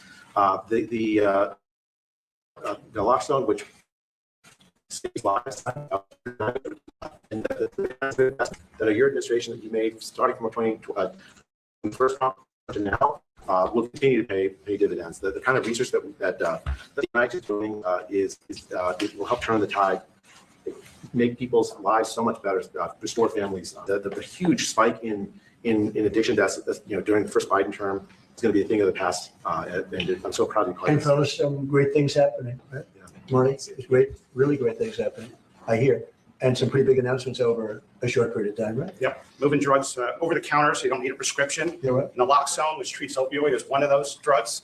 And we're being proactive with synthetic 7-OH, a new opioid that's showing up. And we're working with the DOJ on addressing that because chemists are coming up with new opioids faster than the government has been able to keep up. We're going proactive on these new chemicals. Good deal. Fantastic thing. So Kratom's Thank you fixing all to very be much. gone. We really Good. appreciate it a lot. Thank you, Oz. He's doing a fantastic job. I Thank you all can't very believe much. they sell that shit I in a appreciate fucking gas station. You literally can walk in any gas station in Florida and buy fucking Kratom. I've never ever fucked with that shit. I've heard that shit was bad to get off of too. Thank you, please. Thank you. Mr. President, can you respond to the new Fox poll that says people think ISIS's tactics are too aggressive? Get the fuck out. That's what that means. He's ready to go. Good deal. All right, cool. We back with that shit. We might as well skip this part of this dude's shit. We just watched it.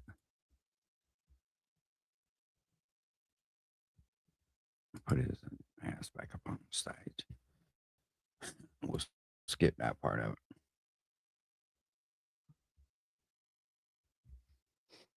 Once more from Germany, I'm heading to bed. I'll catch up on your video tomorrow. Keep up the grind. Gute Nacht. Gute Nacht. Hey, thank you very much for tuning in, my German viewer, mein Deutsch Zuschauer. Dankeschön, mein Deutsch Zuschauer. I appreciate that. Thank you very much. Have a good night. Gute Boy, it Nacht. looks fucking cold. Over in Germany.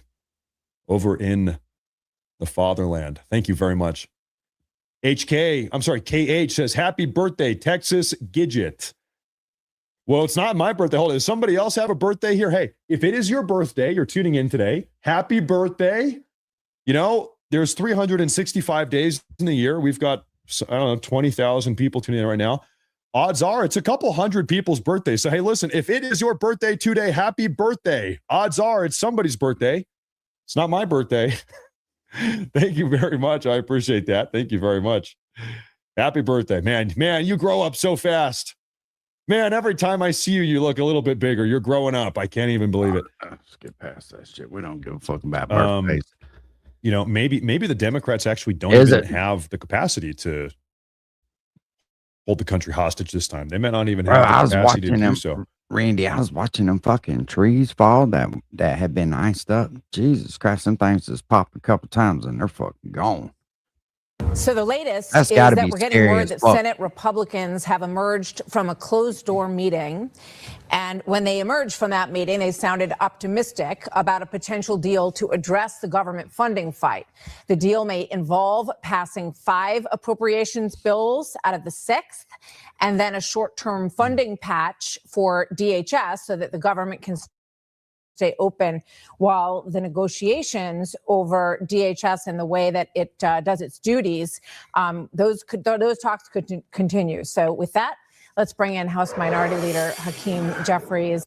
And there's where we have Hakeem Jeffries.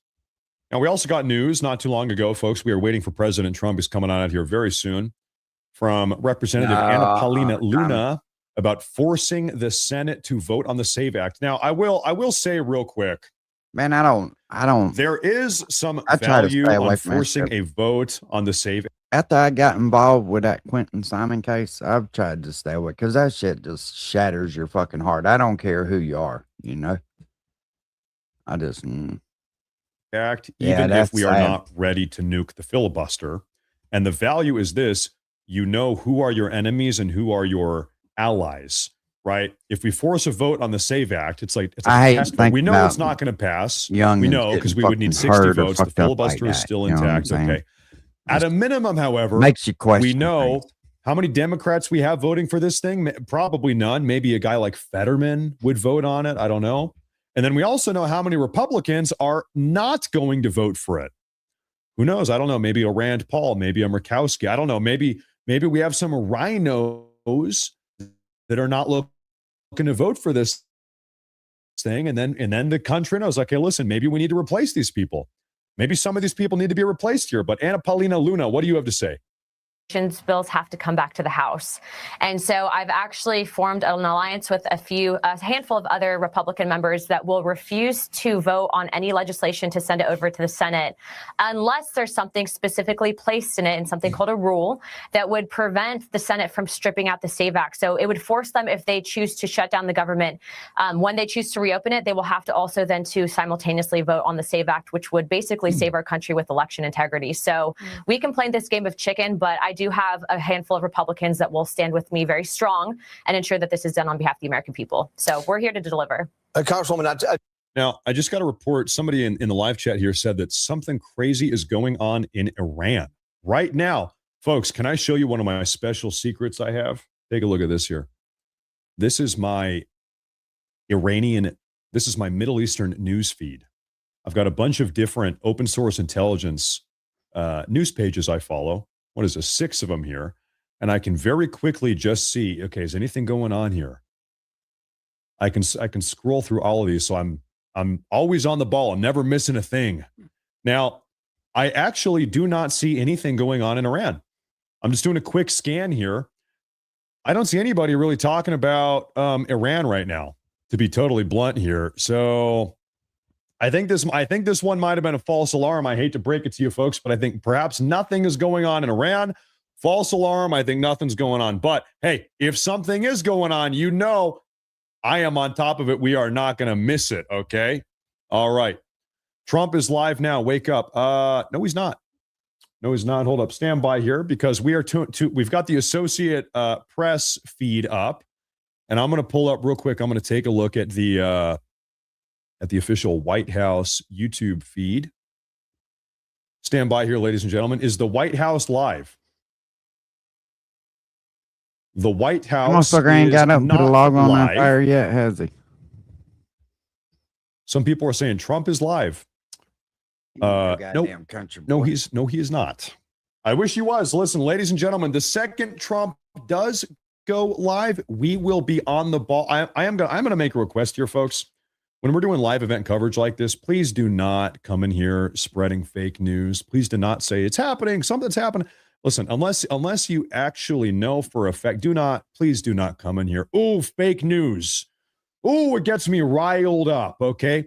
If I see people coming in here saying, it's this, it's that, I'm gonna have to deport you. Honestly, I'm just gonna deport you. Meaning I'm going to ban you. I'm going to ban you. So hey, do not do that. Do not do that. Now, we are going to keep on taking a look around. We're waiting for Trump to come on out. We are on standby. Trump is not on our schedule. We are on his schedule. We have a Democrat senator complaining about Tulsi Gabbard again today. Reinforce to all of your listeners and viewers is that Tulsi Gabbard over this last year has. Let's see what this crazy bitch is saying. Let me tell you just how bad this. I'm angry. I'm angry because I'm on my way over to vote no on the Republicans' bill to keep funding ICE. Let me tell you just how bad this bill really is. This budget rewards ICE with $10 billion more dollars. Hell yeah, they That is need on it. top of the $75 billion that Republicans gave ICE over the summer. And this budget does nothing to rein in ICE. Nothing.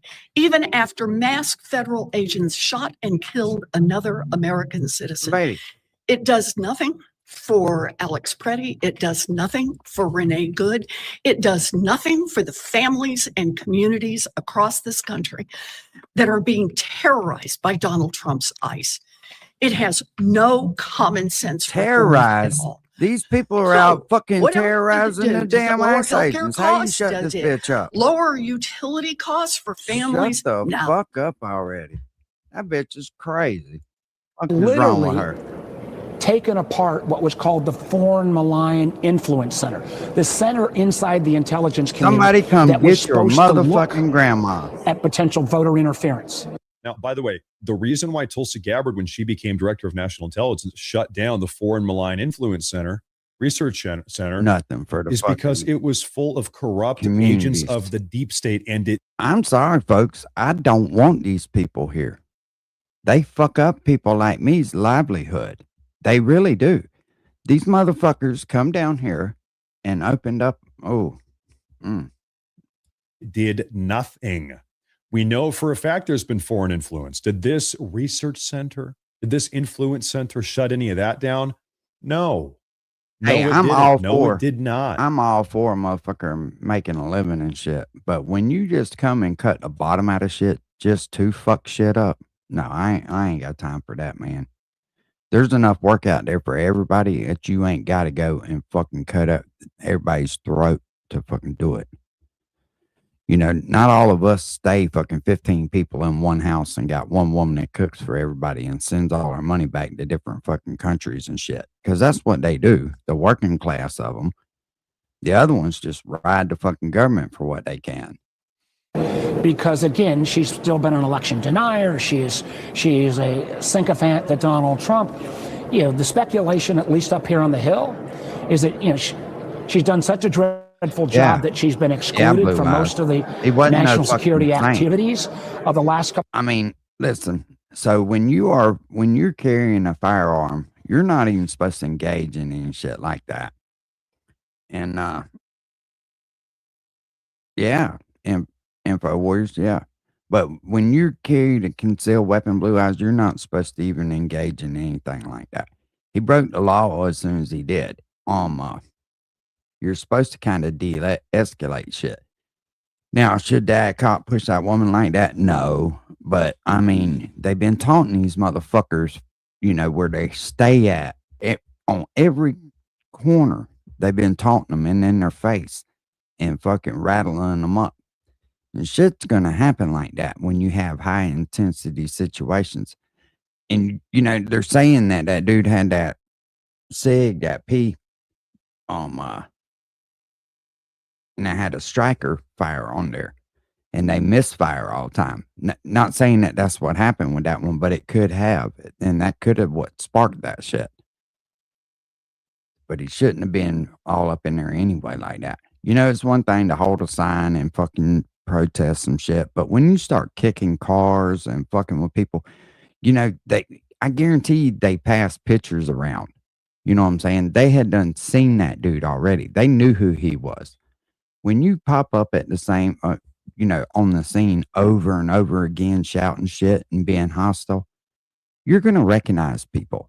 Then police officers talk. When one goes from one shift to another shift, they have briefings. They pass pictures around. Hey, be on lookout for this dude. I guarantee you it was some type of shit like that. They knew who that guy was. Months. She's never been up here to brief, you know, on Venezuela, Iran, or Greenland, you name it.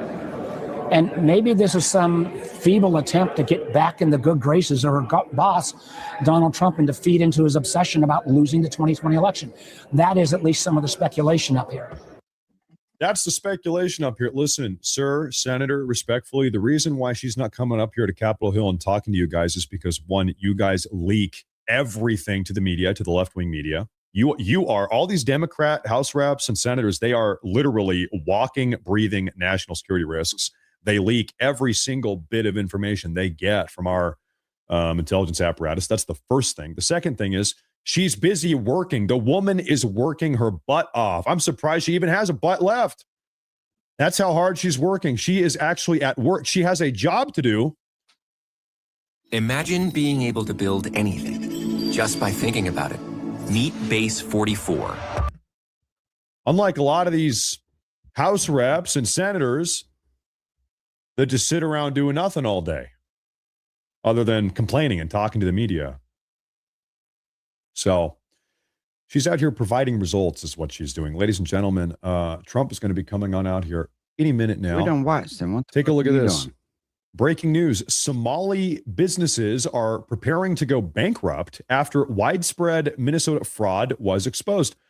That's so weird that all of the federal tax dollars get shut off.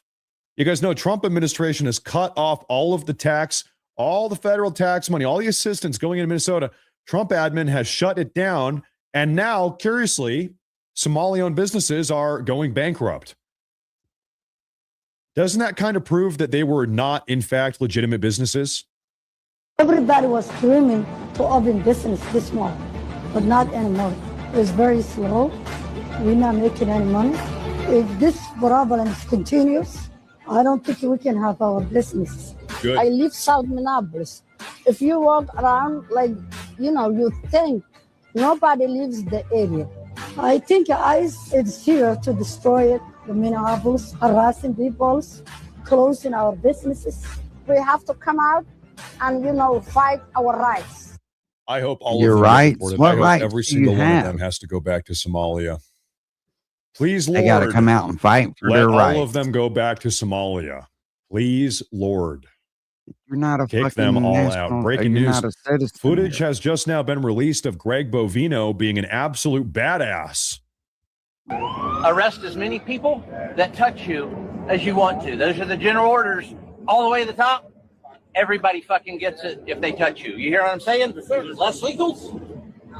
We're going to look at shipping tractor trailer loads of that shit in here. So you catch what it's all about us now. It ain't about them. Professional, legal, ethical, moral. You know what we're talking about. Legal, ethical, moral. You're on camera. But other than that, it's what we do. If they do so much as touch you, throw their ass to the ground and arrest them. We're not using lethal. No, nothing lethal here. Civil, ethical, moral. But if they do so much as even touch you, throw their ass on the ground and haul them away. He said they're bringing in tractor trailers. We're bringing in tractor trailers. Throw them in the back of the tractor trailer. Fucking Irish fire fucking city. This is our effing city. That's what he said. I heard he said. Bovino, you have my allegiance. Bovino, I pledge my allegiance to Bovino. If he gives the order, I will be marching. Thank you. Yeah, that's what they said. There you Playback. have it. So That's so weird, man. listen, That's no matter what you do, if you attack somebody's vehicle, that shit could be a felony. You kicking a fucking tail light off of it and shit. You broke the law then. so weird because I was hearing for days. He and should have been days and arrested days and then. days from all of the far left propagandists, but also Right, damn Yankee. some How you doing, commentators over man? here on the right. I was hearing from right wing commentators, curiously enough, that Bovino got fired. That Bovino got canned. The Trump administration kicked his ass to the curb. In fact, I heard that not only did they fire him, but that they deleted his entire position. His job doesn't even exist anymore. That's what I heard from people over here on the right. Well, actually, it looks like he's still out there on the streets calling the shots. He actually is, in fact, still the commander, the national commander of CBP. Imagine that. Imagine that. Imagine that, folks. We are waiting for President Trump to come on out here. He was scheduled to make his appearance 16 minutes ago. That's fine. He's a little bit behind schedule. That's okay. No problem. Taking a look at some super chats here. We got a super chat on Rumble. He says, this is Joe Camel. He says, Tulsi Gabbard is badass. She's the best. And so is Bovino. Excuse me. I've got the hiccups here. Yeah, we watched. I agree. Yeah, I think so. I'm all right. Enough of that shit. One book. There ain't but so much of that shit you can fucking listen to.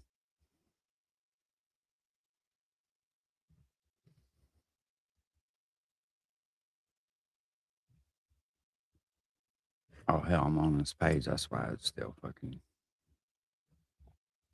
Let's see what we can find about this dude. Oh, shit. I spelled it wrong, didn't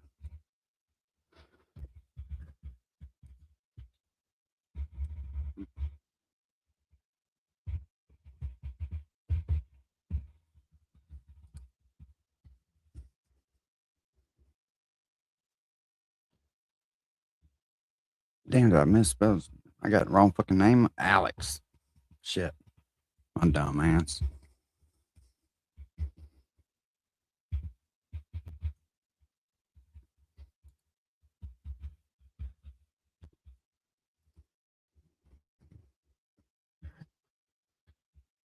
All right, we begin with developing news for you this morning. A short time ago, Maine Senator Susan Collins announced ICE is ending its, quote, enhanced activities in her state. She says Secretary Hey, is it just me or do they have a lot of gay fucking reporters? Move directly to her. Turning to Minnesota now, we have a new video showing Alex Preddy in a confrontation with federal agents. That's This a is assault. 11 He days just before spit he was at him. killed by Border Patrol. And sources tell CBS News the agents who fired their weapons during the Saturday struggle with Preddy are now on administrative leave. This unrest in Minneapolis over the deadly shooting of Preddy has become a flashpoint for debate on Capitol Hill. And even Republicans are now criticizing Stephen Miller and Kristi Noem. He got out in front and told the president, before he'd even taken the time to understand the incident that happened in Minneapolis, that a terrorist had been killed and was brandishing a weapon. It's like this. These are amateurs in the strictest sense of the word. But we can't just say, oh, nothing to see here, and he was obviously an assassin and a domestic terrorist. When we say things like that, it leads to no confidence. The GOP criticism is fueling Democrats as they threaten a shutdown if funding for DHS ignores ICE reform. Senate Democrats are united on a set of common sense and necessary policy goals that we need to rein in ICE and end the violence. I hope we can get this thing back on track. We need to fund the government. And this morning, the Senate is set to hold a test vote on the government funding package. Democrats have pledged to block it over the push to give more money to DHS. But the New York Times is now reporting a deal with President Trump may be in the works. We've got team coverage for you on all these topics this morning. Natalie Brand is standing by at the White House with the latest on the shutdown fight. But let's start with our Ian Lee in Minneapolis to show us what's happening there on the ground. Ian, good morning. We mentioned this new video of Alex Preddy. What exactly does it reveal, though, and how is his family responding? Hey, Errol. So, yeah, this video came out and the family has confirmed that it is him in the video. And when you watch the video, you can see him what appears to be spitting at a ICE vehicle and then kicking at it a couple times. And the last time he smashes out the back taillight. ICE agents then get out of the vehicle. There is a scuffle and eventually he is released and he walks away. In that video, though, you can also see what appears to be a gun in his waistband as well. This incident happened 11 days before that fatal shooting. And some people may look at it and say, you know, it doesn't cast him in the most favorable of light. Well, his family released a statement through their lawyer, and that it says, a week before Alex was gunned down in the street, despite posing no threat to anyone, he was violently assaulted by a group of ICE agents. Nothing that happened a full week before could possibly have justified Alex's killing at the hands of ICE on January 24th. So the family is saying that the two incidents are not related. What do you mean they're not fucking related? Just who Alex Preddy was and in his involvement in the anti-ICE protests in Minneapolis. And then, of course, that video was followed by his shooting death this way, past bro. Saturday. What are we learning about the agents involved in that? Yeah, so two agents involved in the shooting. That shooting happened about 5 seconds after someone says he has a gun, and despite that gun being taken away from him. Well, right afterwards, Gregory Bovino said that the agents had been reassigned for their safety to different areas because he was afraid they'd be doxxed or their identities would be revealed. Well, we're finding out now that they were placed on administrative leave, and we don't know exactly the time they were placed on leave, but that goes along with the protocol that is typical with incidents where you have federal agents using their guns. Errol. All right, Ian Lee, thank you very much. Let me look up this gun.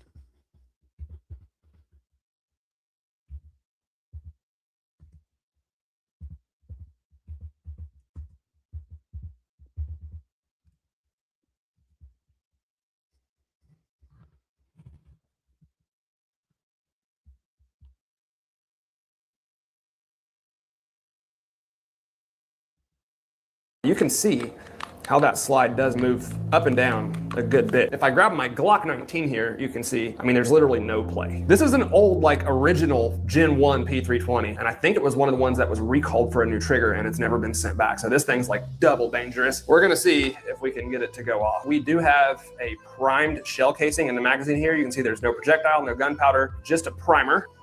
All right, I'm gonna use this little red thing, put this in the trigger. We're just gonna put it in that little gap in front of the trigger, just basically to get it to the wall. All right, I've got our little piece of plastic wedged in the trigger right there. It's basically just pressed to the wall. I'm gonna move the slide and we'll see if it goes off. Okay, I'm gonna set this down. Definitely didn't expect that.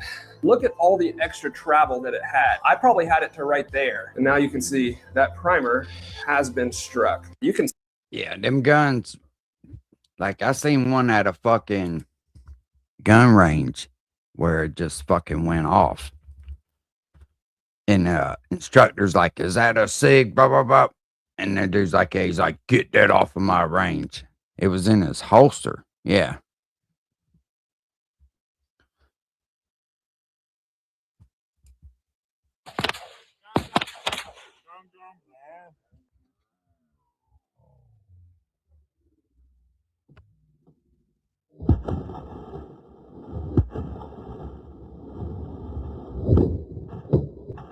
It just went off. Just from being put in a holster. And that's the weapon that dude had. And if it discharged, who knows? There could be a high payout over that. The funeral home that switches. What the fuck? Let me tell you somewhere to go at.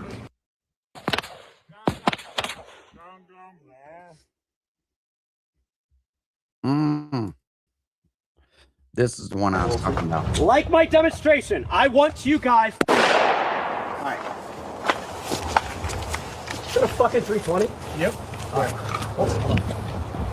God damn it, dude. Get this gun off my range. Don't bring it back on the range. God damn.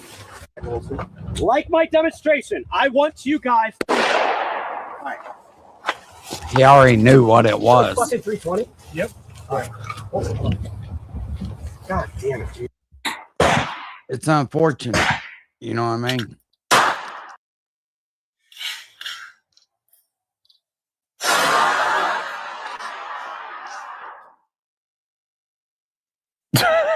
Are you good? Be insanely impressed if this thing performs great.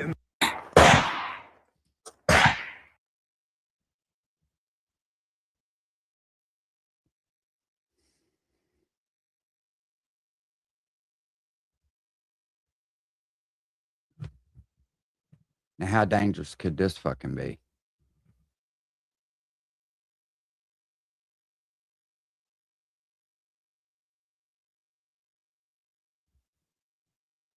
That's crazy.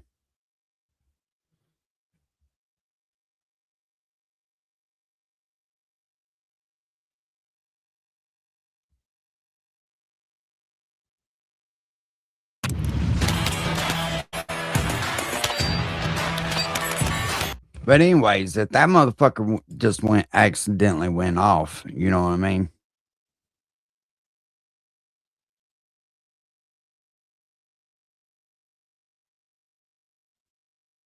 Yeah. Oh, swear, I get it. But like I said, there's people that voted for this shit to get these people out, and I ain't saying that they should be able to tear Minnesota up, but you got to have a government that cooperates too, and they're not. There's a lot to it. You're just seeing one side, which is fine. You know, everybody has a right to their own opinion.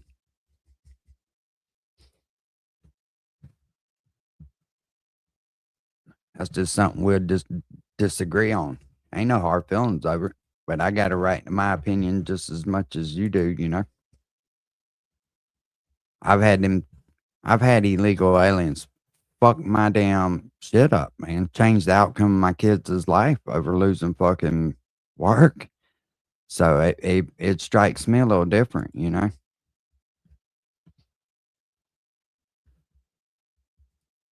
You'd have to understand.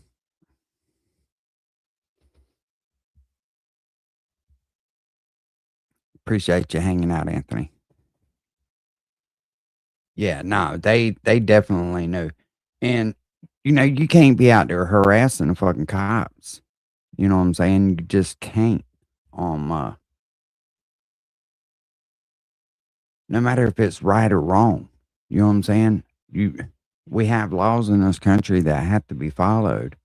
And nobody is above the law. When you don't follow the law, just because you don't like it, you know, I think weed ought to be illegal. Ought to be legal through all United States. In some places it is, and some places it ain't. But when you go to them places where they're not, you can't just be out front smoking down. I mean, it's against law. If you go to jail, you know, you broke the law.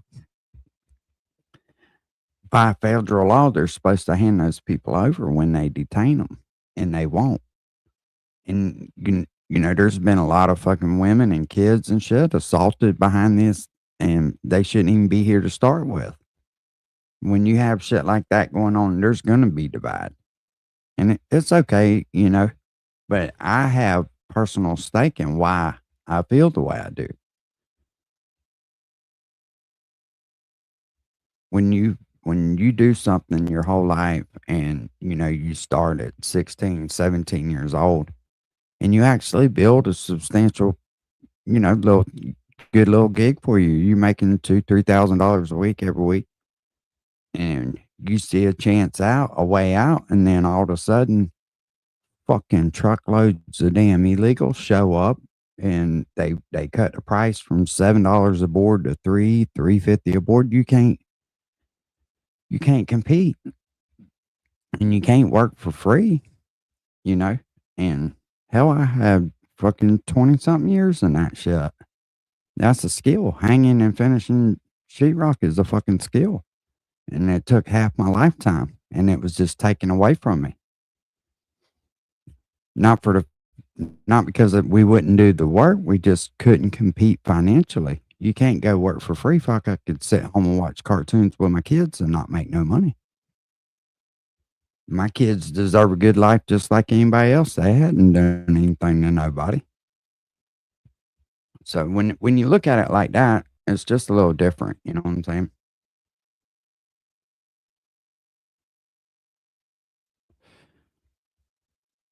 And I do believe that everybody has a right and entitled to a decent life. I'm not saying that, but you have to go by certain protocols. But when you come over here illegally, I blame the fucking contractors too for using them. And like I told this story the other night, I told a motherfucker, I was like, hey, buddy, you living high on the hog right now, but that shit's going to bite you in the ass. They're going to have your job by the time it's over with. And guess, damn if it ain't fucking true. One of the big Mexican crews that used to do Don's work,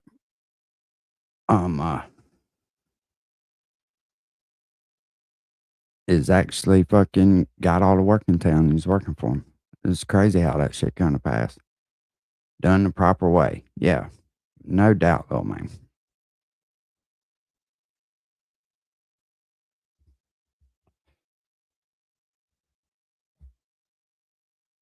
Yeah, no, he was getting off by the adrenaline rush out there fucking with them people.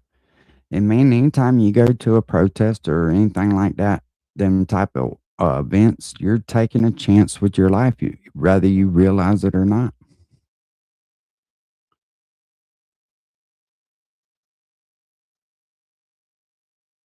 The feds are not following the law. Minnesota was releasing a deportee from incarceration, and the feds didn't have time to pick him up. Well, it's more than that. They won't release any of them over to them, and that's part of it, And just like with them are federal agents. They're police officers. It's no different than the police officers in your hometown. And imagine another law enforcement officer not coming to the aid of another one. So say you had two towns that were side by side. Say you had a couple criminals and you're having a shootout, right? And say that one law division is, I can show it to you.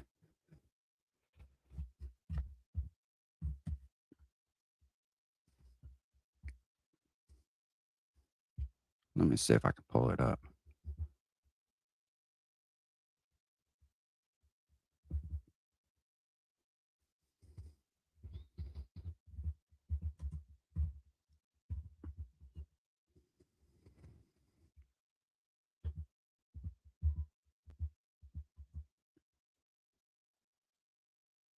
Yeah, Lil Man, that's what it is.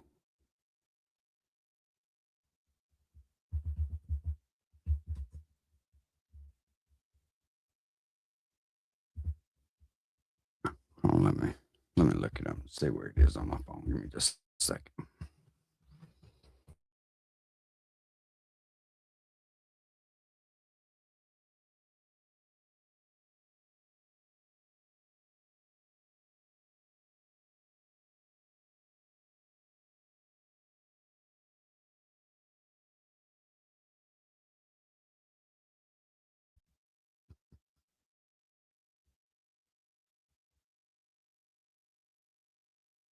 Let me see. I got AI searching it right now.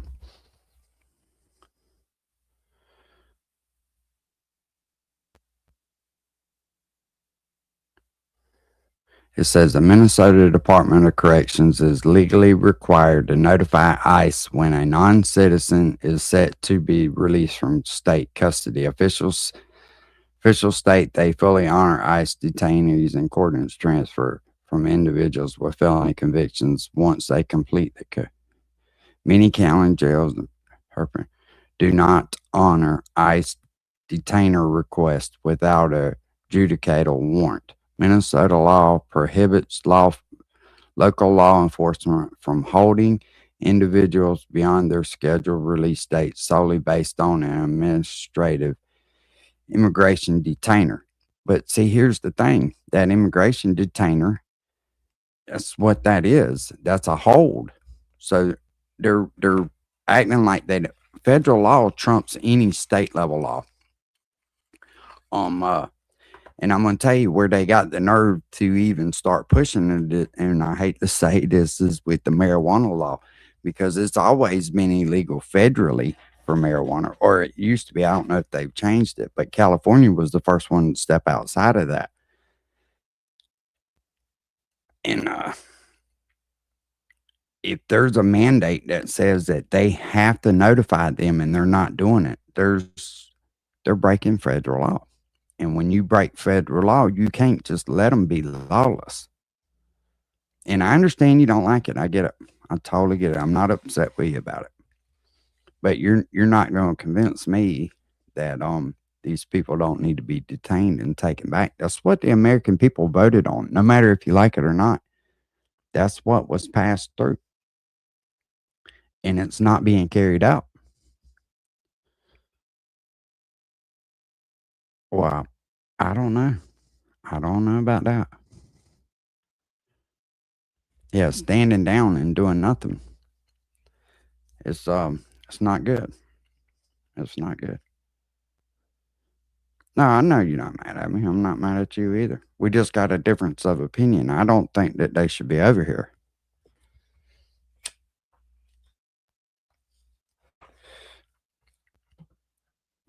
Hell, I can ask AI that too.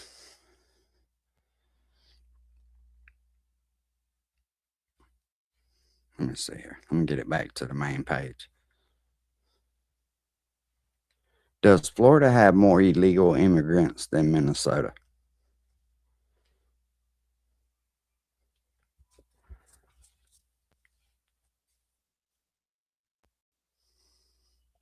Yeah, but the difference is, it says that there's more, but the difference is Florida, when they pick them up, they release them to them. Minnesota is not following federal law. It doesn't matter. I guess it doesn't matter what state's got more of them. They're doing something about it everywhere, but you don't see all those riots and shit around here. You know why? Because the local, what the hell's the word I'm looking for? The local authority is doing what the federal authority has asked them to do. Yeah, Josh, that's and from what I understand, Obama fucking deported way more than Trump has, way more, and nobody said nothing. Motivated, you know, you can't say that. You can't say that, man. Let's see what old Grady Judd got to say this morning or this evening. No matter what, you can have law. Fish Camp Cup is what I'm drinking my favorite coffee from. Now, you're talking about a real cool fish camp that's been there for years and years on Lake Kissimmee. If you've not checked it out, you're missing a trip back in time. A trip back to jail. That's what the fuck I just heard. Really good people there. Go back and check them out. Now, here's the deal. We've been talking about thieves and who you need to look out for. This is Jonathan Worley. He's 33. And Callie Rogers. She's also 33. They're thieves. Yeah, and no they're doubt. vapors. So one of our deputies notices that someone has stolen his green Honda four-wheeler. Nuh-uh. And he says to himself, Self, I am not a very happy off-duty deputy. So he calls some on-duty deputies and detectives and says, brothers and sisters, I need some help. Still the police. Somebody has broken into my shed and stolen my four-wheeler. Well, our deputies are just the very best. So we start looking and investigating, and we find someone who saw this green four-wheeler kind of propped on the trunk and the roof of a vehicle going down the road. Like my son's four-wheeler. So we do a complete investigation that leads us to Jonathan and Callie. That's right. Jonathan, when we stop his vehicle, he doesn't have the four-wheeler on it anymore, but Callie's with him. Guess what? They both have fentanyl, possession of drugs. You got to buy drugs. You got to steal stuff, which is what they were doing. I'm sure once again. Green, bro. I got 3, and all of them are green motivated. So we take them into custody and we go, hey, dude, like, where is the four-wheeler? He admitted to stealing it. He said, I took it over to Madeira Beach and I was going to bring it back. That's what they always say. But couldn't get it up on the trunk by myself. So anyway, we still need the four-wheeler. And these guys and gals are in jail, locked up. But watch them closely because they like to use drugs.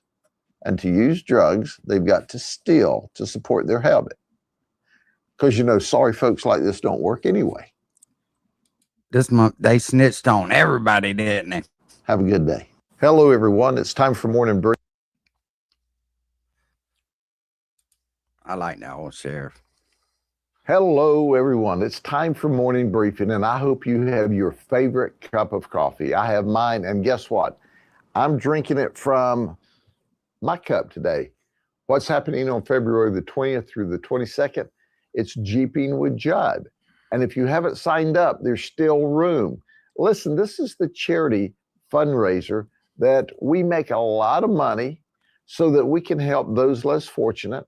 We can help kids at Christmas time. And the more of you that show up, the more people we can help. Exactly. So help a brother out. Drink some good coffee and show up. Listen, let me ask you this. What kind of politician gaslights that shit, though, right? They got the Signal app out there. They're fucking shooting information to where they're showing up, giving them their fucking, all their doxing their information, putting their family at jeopardy. I mean, come on. There's a reason behind that. Why do the politicians have to take it that fucking far? You watch and see. Minnesota's going to be fucked up time it's over with. And you know what? In about 5 or 6 years, if the shit happens, in about 5 or 6 years from now, you'll start seeing Minnesota the way it used to be back in the day. I can't believe all them people went up there, though. As cold as it is, what makes a motherfucker that lives in a tropical region want to go to the coldest place on the fucking planet? You can't be that goddamn smart. That place is. Oh, by the way, we're selling bobbleheads there, too. I'll tell you more about that. We got to get Martin one. All right. Now, you got to focus on this a minute. This is something you don't want to miss. It's not every day you see a guy like this. Jeremy Jones. He's 49. He's from Mulberry. And here's the story. We were patrolling Bradley Junction, which is south of Mulberry. Now, if you've never been to Bradley Junction. I got a 2003 that's green, a 2017 that's green, and 2019 it's green. And 2005 it's green, but the 5 one just parked. Still, you should go see it. It's nothing like Petticoat Junction. Well, I forgot. Most of y'all don't even know what that is. Well, that's an old TV show. Go back. They got red. They got yellow. Kind of cool. But Bradley Junction is a nice, quiet community, and this guy's walking down Orange Street. Best thing I ever got them kids was them fucking four. So we stop him. Well, you should have seen him next. Because it's late at night. This shit. And we think there is my son still rides his. So when we stop him, we start to get out of the car. He says, Oh, fire truck. I'm going back to prison. Well, some combination of those letters that make up fire truck. I'm going back to prison. And the deputy tells him, take your hands out of your pockets. Let me see your face. And do it. Take So, your take your everything you cover got, off your lay head. it on the fucking floor. And he sits down and says, I'm not going back to prison. Yeah, we're red. So he starts throwing stuff out of his pocket. How about meth in a meth pipe? Newsflash, he was just released from the county jail that very day for domestic violence, felony assault with a weapon. What a dumbass. And he's already in trouble less than 24 hours later. Yeah, I'd say there's a good chance he's going back to prison. He's been there before. He has a violent arrest. We catch him again with meth, prowling around in the middle of the night. You know, if this guy's not locked This up, motherfucker. he's going to be dangerous. Y'all listen to this shit. Somebody, I follow Carl on fucking TikTok too, and somebody commented to him. Sometimes we have to stop talking. Let's see what the fuck he had to say. You know, he didn't take too well to that one. I don't know what's got y'all twisted in a knot, but hey, man, if Satan's got a problem and he can't handle his fifis from a few fucking names, but I don't know, send him over my way. I'll have a conversation with him. You know what I mean? We can figure this shit out. You know what I mean? But he needs to buck up and be a little bit stronger. If he's got you coming to his defense, trying. Somebody ought to buy shocking. this motherfucker a Rubik's Cube for fucking Christmas and just say, here, use this to take your time up, you stupid motherfucker. Me because I'm hurting Satan's fifis, bud. But God knows the truth, bud. He knows that I respect Satan far more than I respect any of these men on earth, bud. What the fuck did you just say? Unlike the men on earth, bud. Satan, he's more honest than anybody else on this earth, bud. He tells us, we were told straight. He's a liar right from the start. Dorzine Shuffle. It's not his Incoming. fault, bud. He really has no power over men, right? I mean, he does. He has no power, but he does through men, and it's really men. Poor bastards. All right, let's back. Dangerous to someone. Hello, everyone. It's time for morning briefing, and I hope you have your favorite. Hello, everyone. It's time for morning briefing. Do you have your favorite cup of coffee? I'm sure you do. If you don't, hit pause. Go get your coffee and come back because you're going to like this. I'm drinking my coffee from the Bible Baptist Church in Bartow, Florida. Bartow. You know, that's one thing, man. We have got some beautiful fucking places in Florida. And I was telling Mama, I was like, we need to take this little boat, man, and just go up in some of these back creeks and fucking camp and hang out, you know what I mean? And just film the shit, our experience going through. Because there's all kinds of shit here. Old lots where they cut across the state for fucking, for, I guess, fucking to feed the crops and shit with water. But I know they got a bunch of shit where they looking for a church. That and to save time. Check them out. If you don't have a church, that's what they call it, training the Everglades. Check them out. Jesus loves you and you need to love him back. Check them out. Okay. Got it? All right. Now, I'm going to introduce you to a guy who didn't do WWJD. What would Jesus do? Or WWJD. What would Judd do? Let me introduce you to Emilio Machado. He's 46 from Davenport.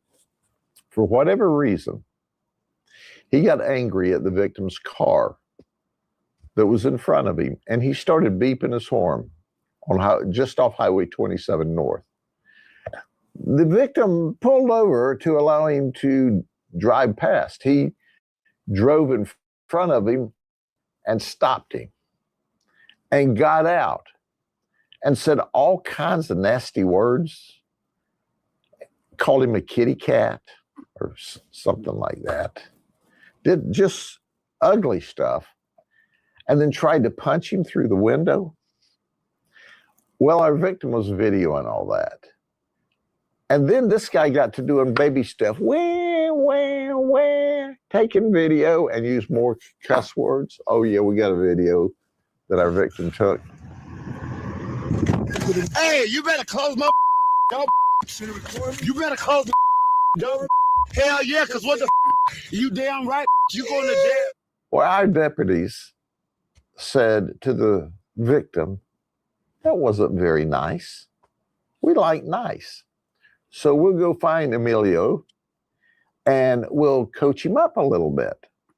So we found Emilio, and now he's in the county jail for road rage.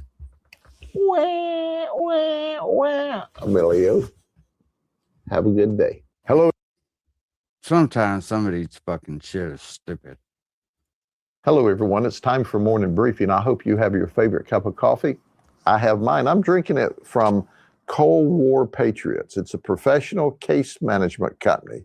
You know, people who have had issues from the Cold War forward and may be eligible for benefits, they manage cases. So if you fall into that bracket and you need them, check them out. Okay. So there's this thing called a medical marijuana card. And it's for those that are very sick and they go to the doctor and they get a card and then it's registered with the state. And that's really interesting. Gabriel Piera, who's 20 from Lake Alfred's, got a medical marijuana card. He doesn't look sick to me, but hey, that's none of my business. But he's with a friend, Yamalady Jimenez, who's 19 from Auburndale. And they're in the parking lot of the Circle K. And they're rolling a blunt. Did you hear what I said? They're rolling a cannabis sativa L cigarette. That's what this motherfucker said, cigarette. Our wonderful deputy pulls up beside him in his marked car and he says to himself, I can't believe these dudes, or this dude and dudette, are rolling a marijuana cigarette with me watching. So he gets out of his car and he looks down through the front windshield and they're paying no attention because they're bent over rolling their doobie. I may be dating myself. You know what I'm saying? So he opens the door and he says, Sheriff's Office, identify yourself. And Yamalady goes, ah! And then they identify themselves. And he says, well, I've got a medical marijuana card. And the deputy says, yes, you do. But your marijuana is not in the original package. And you can't sit here and smoke it in a parking lot. And you've got vape pens with THC content. None of that's in the original package. So here's the deal with your medical marijuana card. It doesn't work that way. It's got to be in the original package and be transported home and not smoked on the side of the road at a convenience store. So guess what? Boom. They all got to go to the county jail. And we seized He ain't got nothing going on. Sativa L. I want to hear some crazy shit, not some fucking dumb shit. Happy New Year, everyone. Well, at least it's a Happy New Year for most people. I want to introduce you to someone. Marcus Baker, he's 60. He was a deputy sheriff for 10 years. Then he went to work as a police officer for Lakeland, and he worked there until 2021. You know, we expect our police officers and deputies to set a proper example, but he set the wrong example. Just this last Tuesday, he parked in a fire lane, went into Publix on 540A to do his shopping, clearly violating the law. One of our volunteer sheriff service officers, 75 years old, he's a volunteer, noticed that there's this vehicle parked in the fire lane. So while he's preparing to write a traffic citation, Marcus comes out. Our VSSO asks for his driver's license. He initially refuses and then gives his driver's license to the VSSO, where the citation's issued. Guess what? He threatened to kick the 75-year-old volunteer sheriff service officer's butt. Or used some other words, maybe. So our volunteer called a deputy. Hey, Nikki.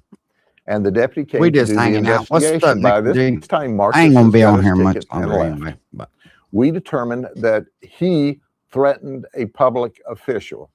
So we went to his house and we arrested him. Good. So think about that. He started at the sheriff's office. Then he went to the Lakeland Police Department. Then he retired. And now he's back at the sheriff's office in the county jail as an inmate. Shame on you, Marcus. Hello, everyone. It's time for Morning Brief, and I hope you have your favorite cup of coffee. I have mine, and I'm drinking it from a Bartow Chamber cup. This says Bartow's Hometown Heroes. Welcome home, Vietnam veterans. First Class Roofing also donated a roof to a yeah, he worthy can still work veteran. there. He can mop the fucking floor. How super Blue Eye. awesome. Anyone who looks out for the community, give them a look if you need some roof work. Drink some coffee. Okay, there's thieves and then there's thieves. And in Polk County vernacular, we'd call this guy a stone cold thief. He was working. Hey, Dayburn, come down here and do some dumb shit. You want some clout? Fuck, you get right on the front page of the Polk County Sheriff's Office. The Alturas area. Oh, you could the help us dude solve had cases. stolen 2 F-350 pickup trucks. He had stolen 1 ATV. Oh, he stole more than that. Hey. He broke into the Connorsville Bait and Tackle. Keep your paws off of the Connorsville Bait and Tackle. That's where I go to get bait and tackle for my grandkids when they want to go fishing.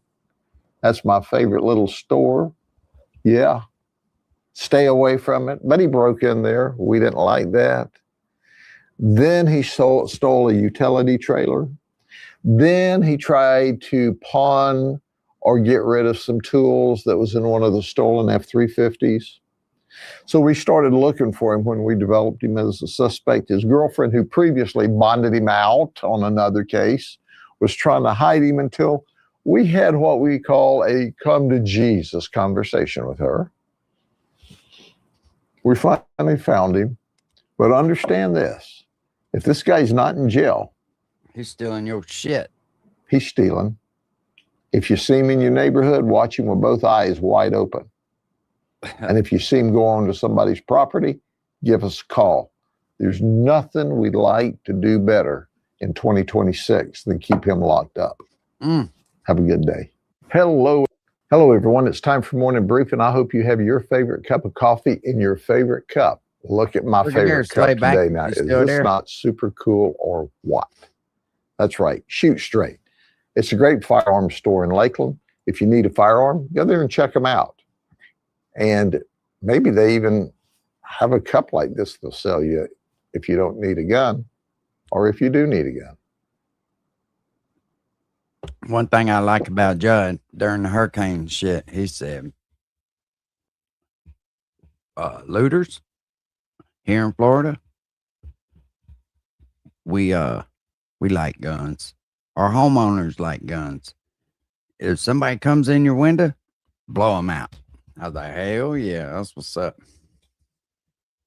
Bam. Oh, I'm just kidding. It's not a real gun. Chill out. It's okay. But here's a lady who did go off when she shouldn't have. This is Wodellis Richardson. She's 38 from Kissimmee. She pulled through the line at Palmetto Elementary School. And apparently another lady came racing in and almost hit her. So they got into an argument when Wodellis supposedly told her to slow down. So they went to dog cussing each other.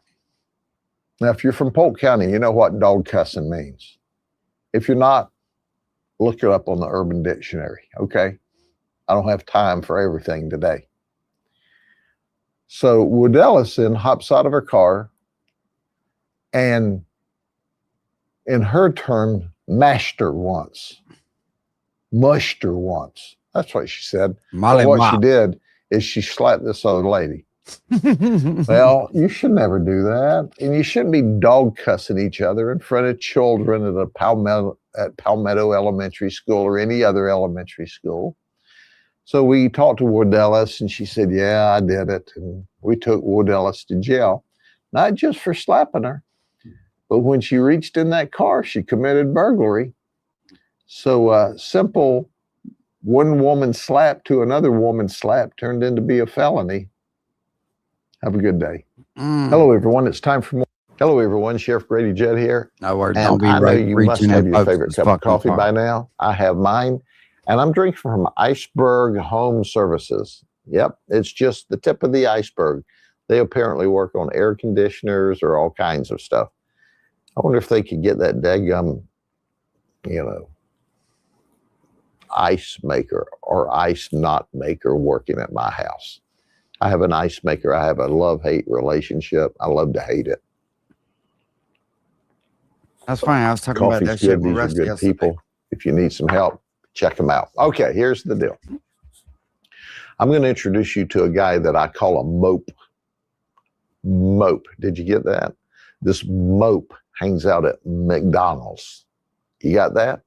Mope hangs out at McDonald's. He's 48. So why do I call him a mope?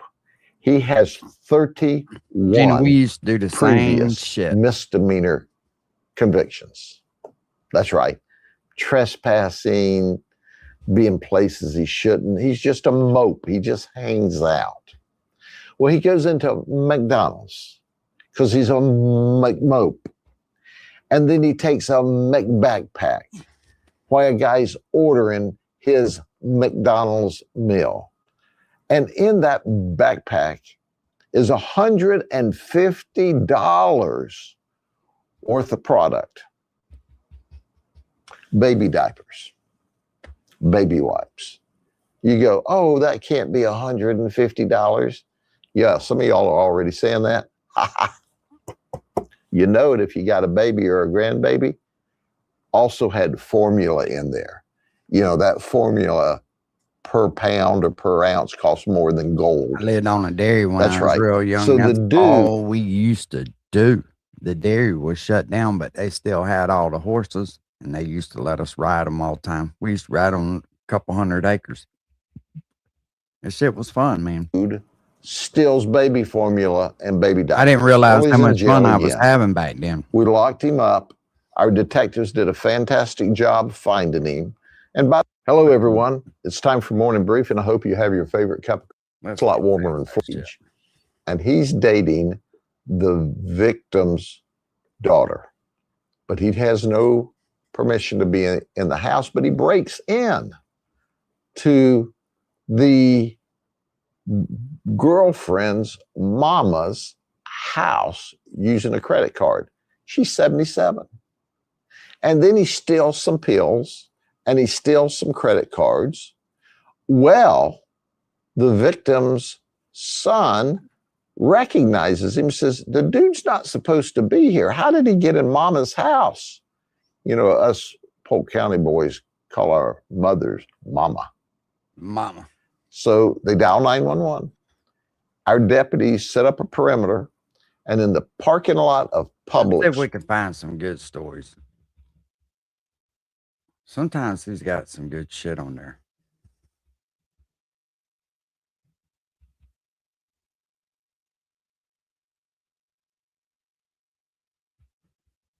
Let's see what this dude was arrested for. Hello, everyone. Thank you for being with us today.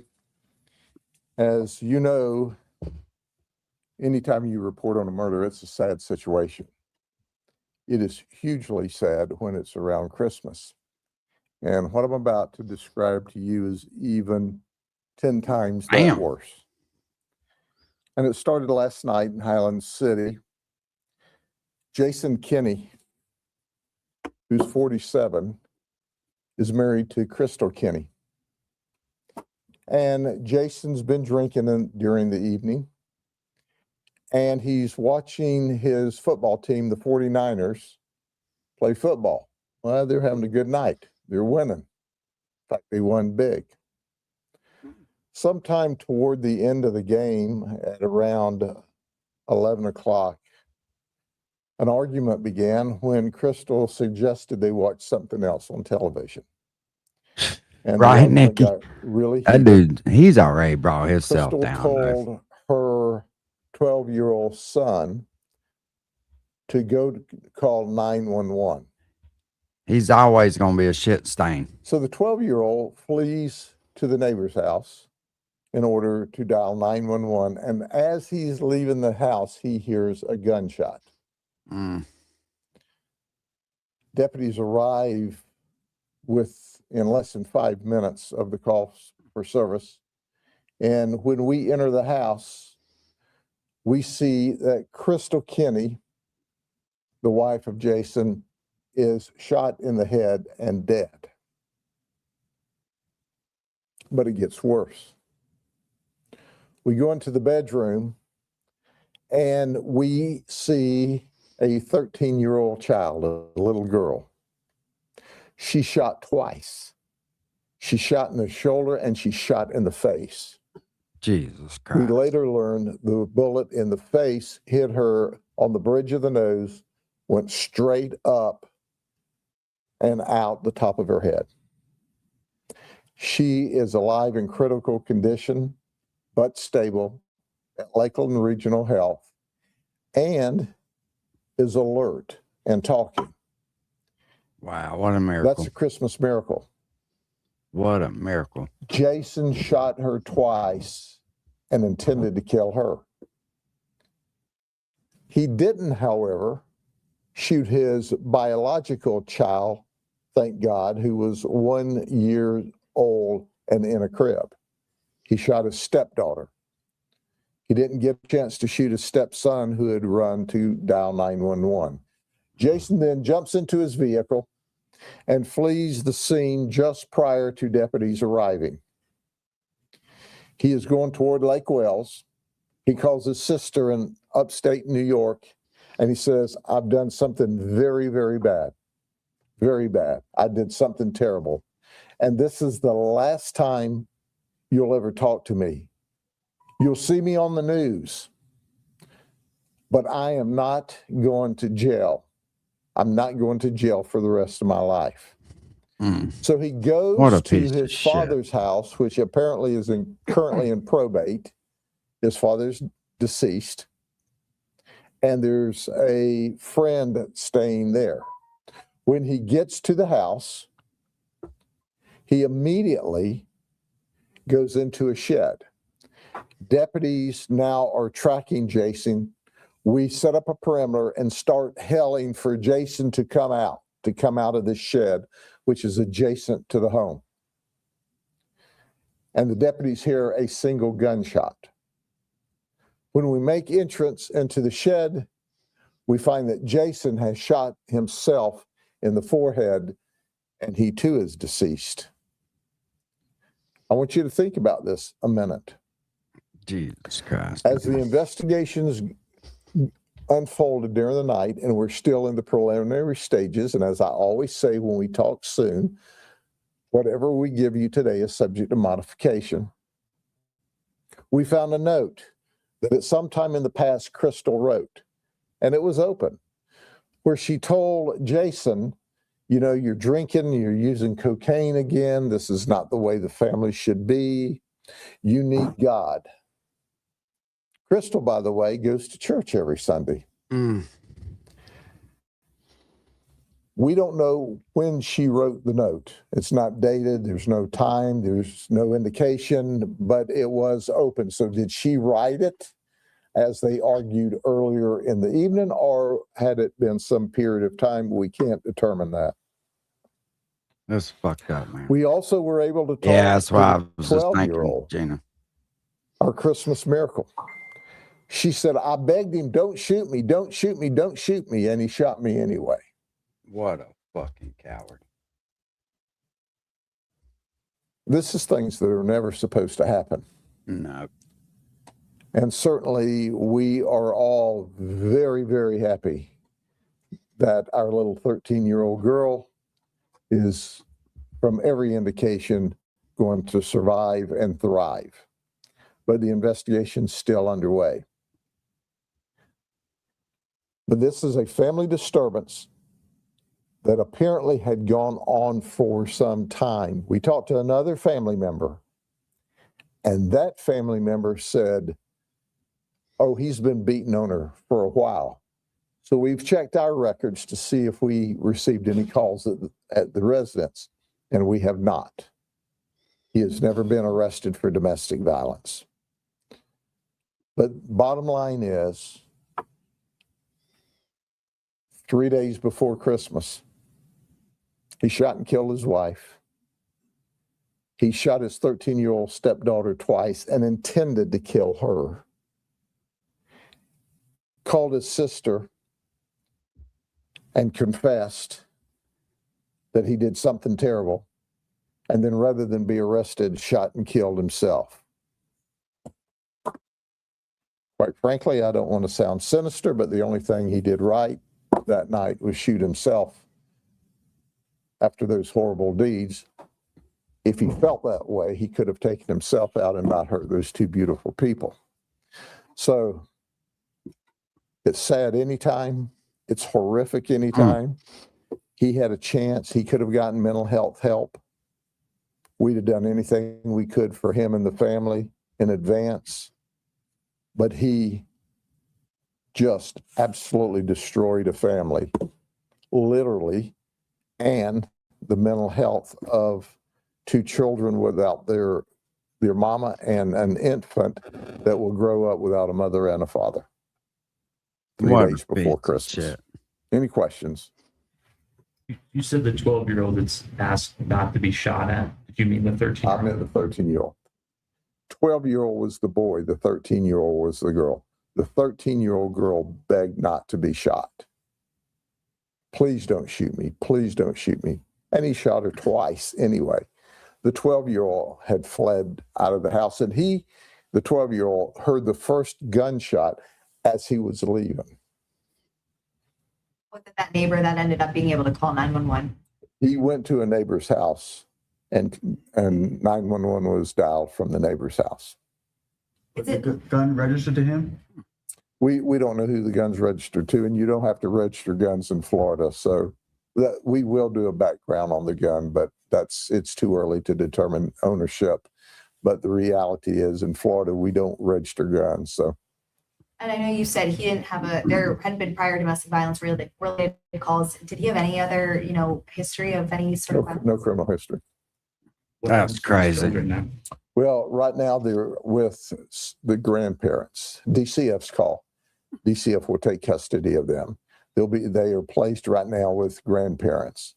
And long term, the DCF and the grandparents will have to work that out because, I understand that the 12-year-old boy and the 13-year-old girl who was shot, that their father is in California, some places, never had any interaction with the children. That's the early information. And of course, the infants, mom and dad are deceased. So the entire family was destroyed. And I must tell you, our homicide detectives are distraught. When they go in there, there's a beautiful Christmas tree with lots of Christmas presents under the tree, just like the nuclear family should be. And so they said, we see this big, beautiful Christmas tree. We see the presents wrapped underneath the tree. We see the evidence of a wonderful Christmas about to occur in this house. She goes to church. She tells him, you need God. You're slipping into abuse of drugs and alcohol. And it ends up this way. And quite frankly, it's not surprising. Some women protect their husbands, and she never called on him. But apparently, he's been known for injuring her in the past. That's fucked up. All right, y'all. We fixing to get ready to wind this shit down. Y'all stay fucking warm, stay safe, and we will holler at y'all. Peace. I appreciate y'all hanging out with me. Y'all have a good night.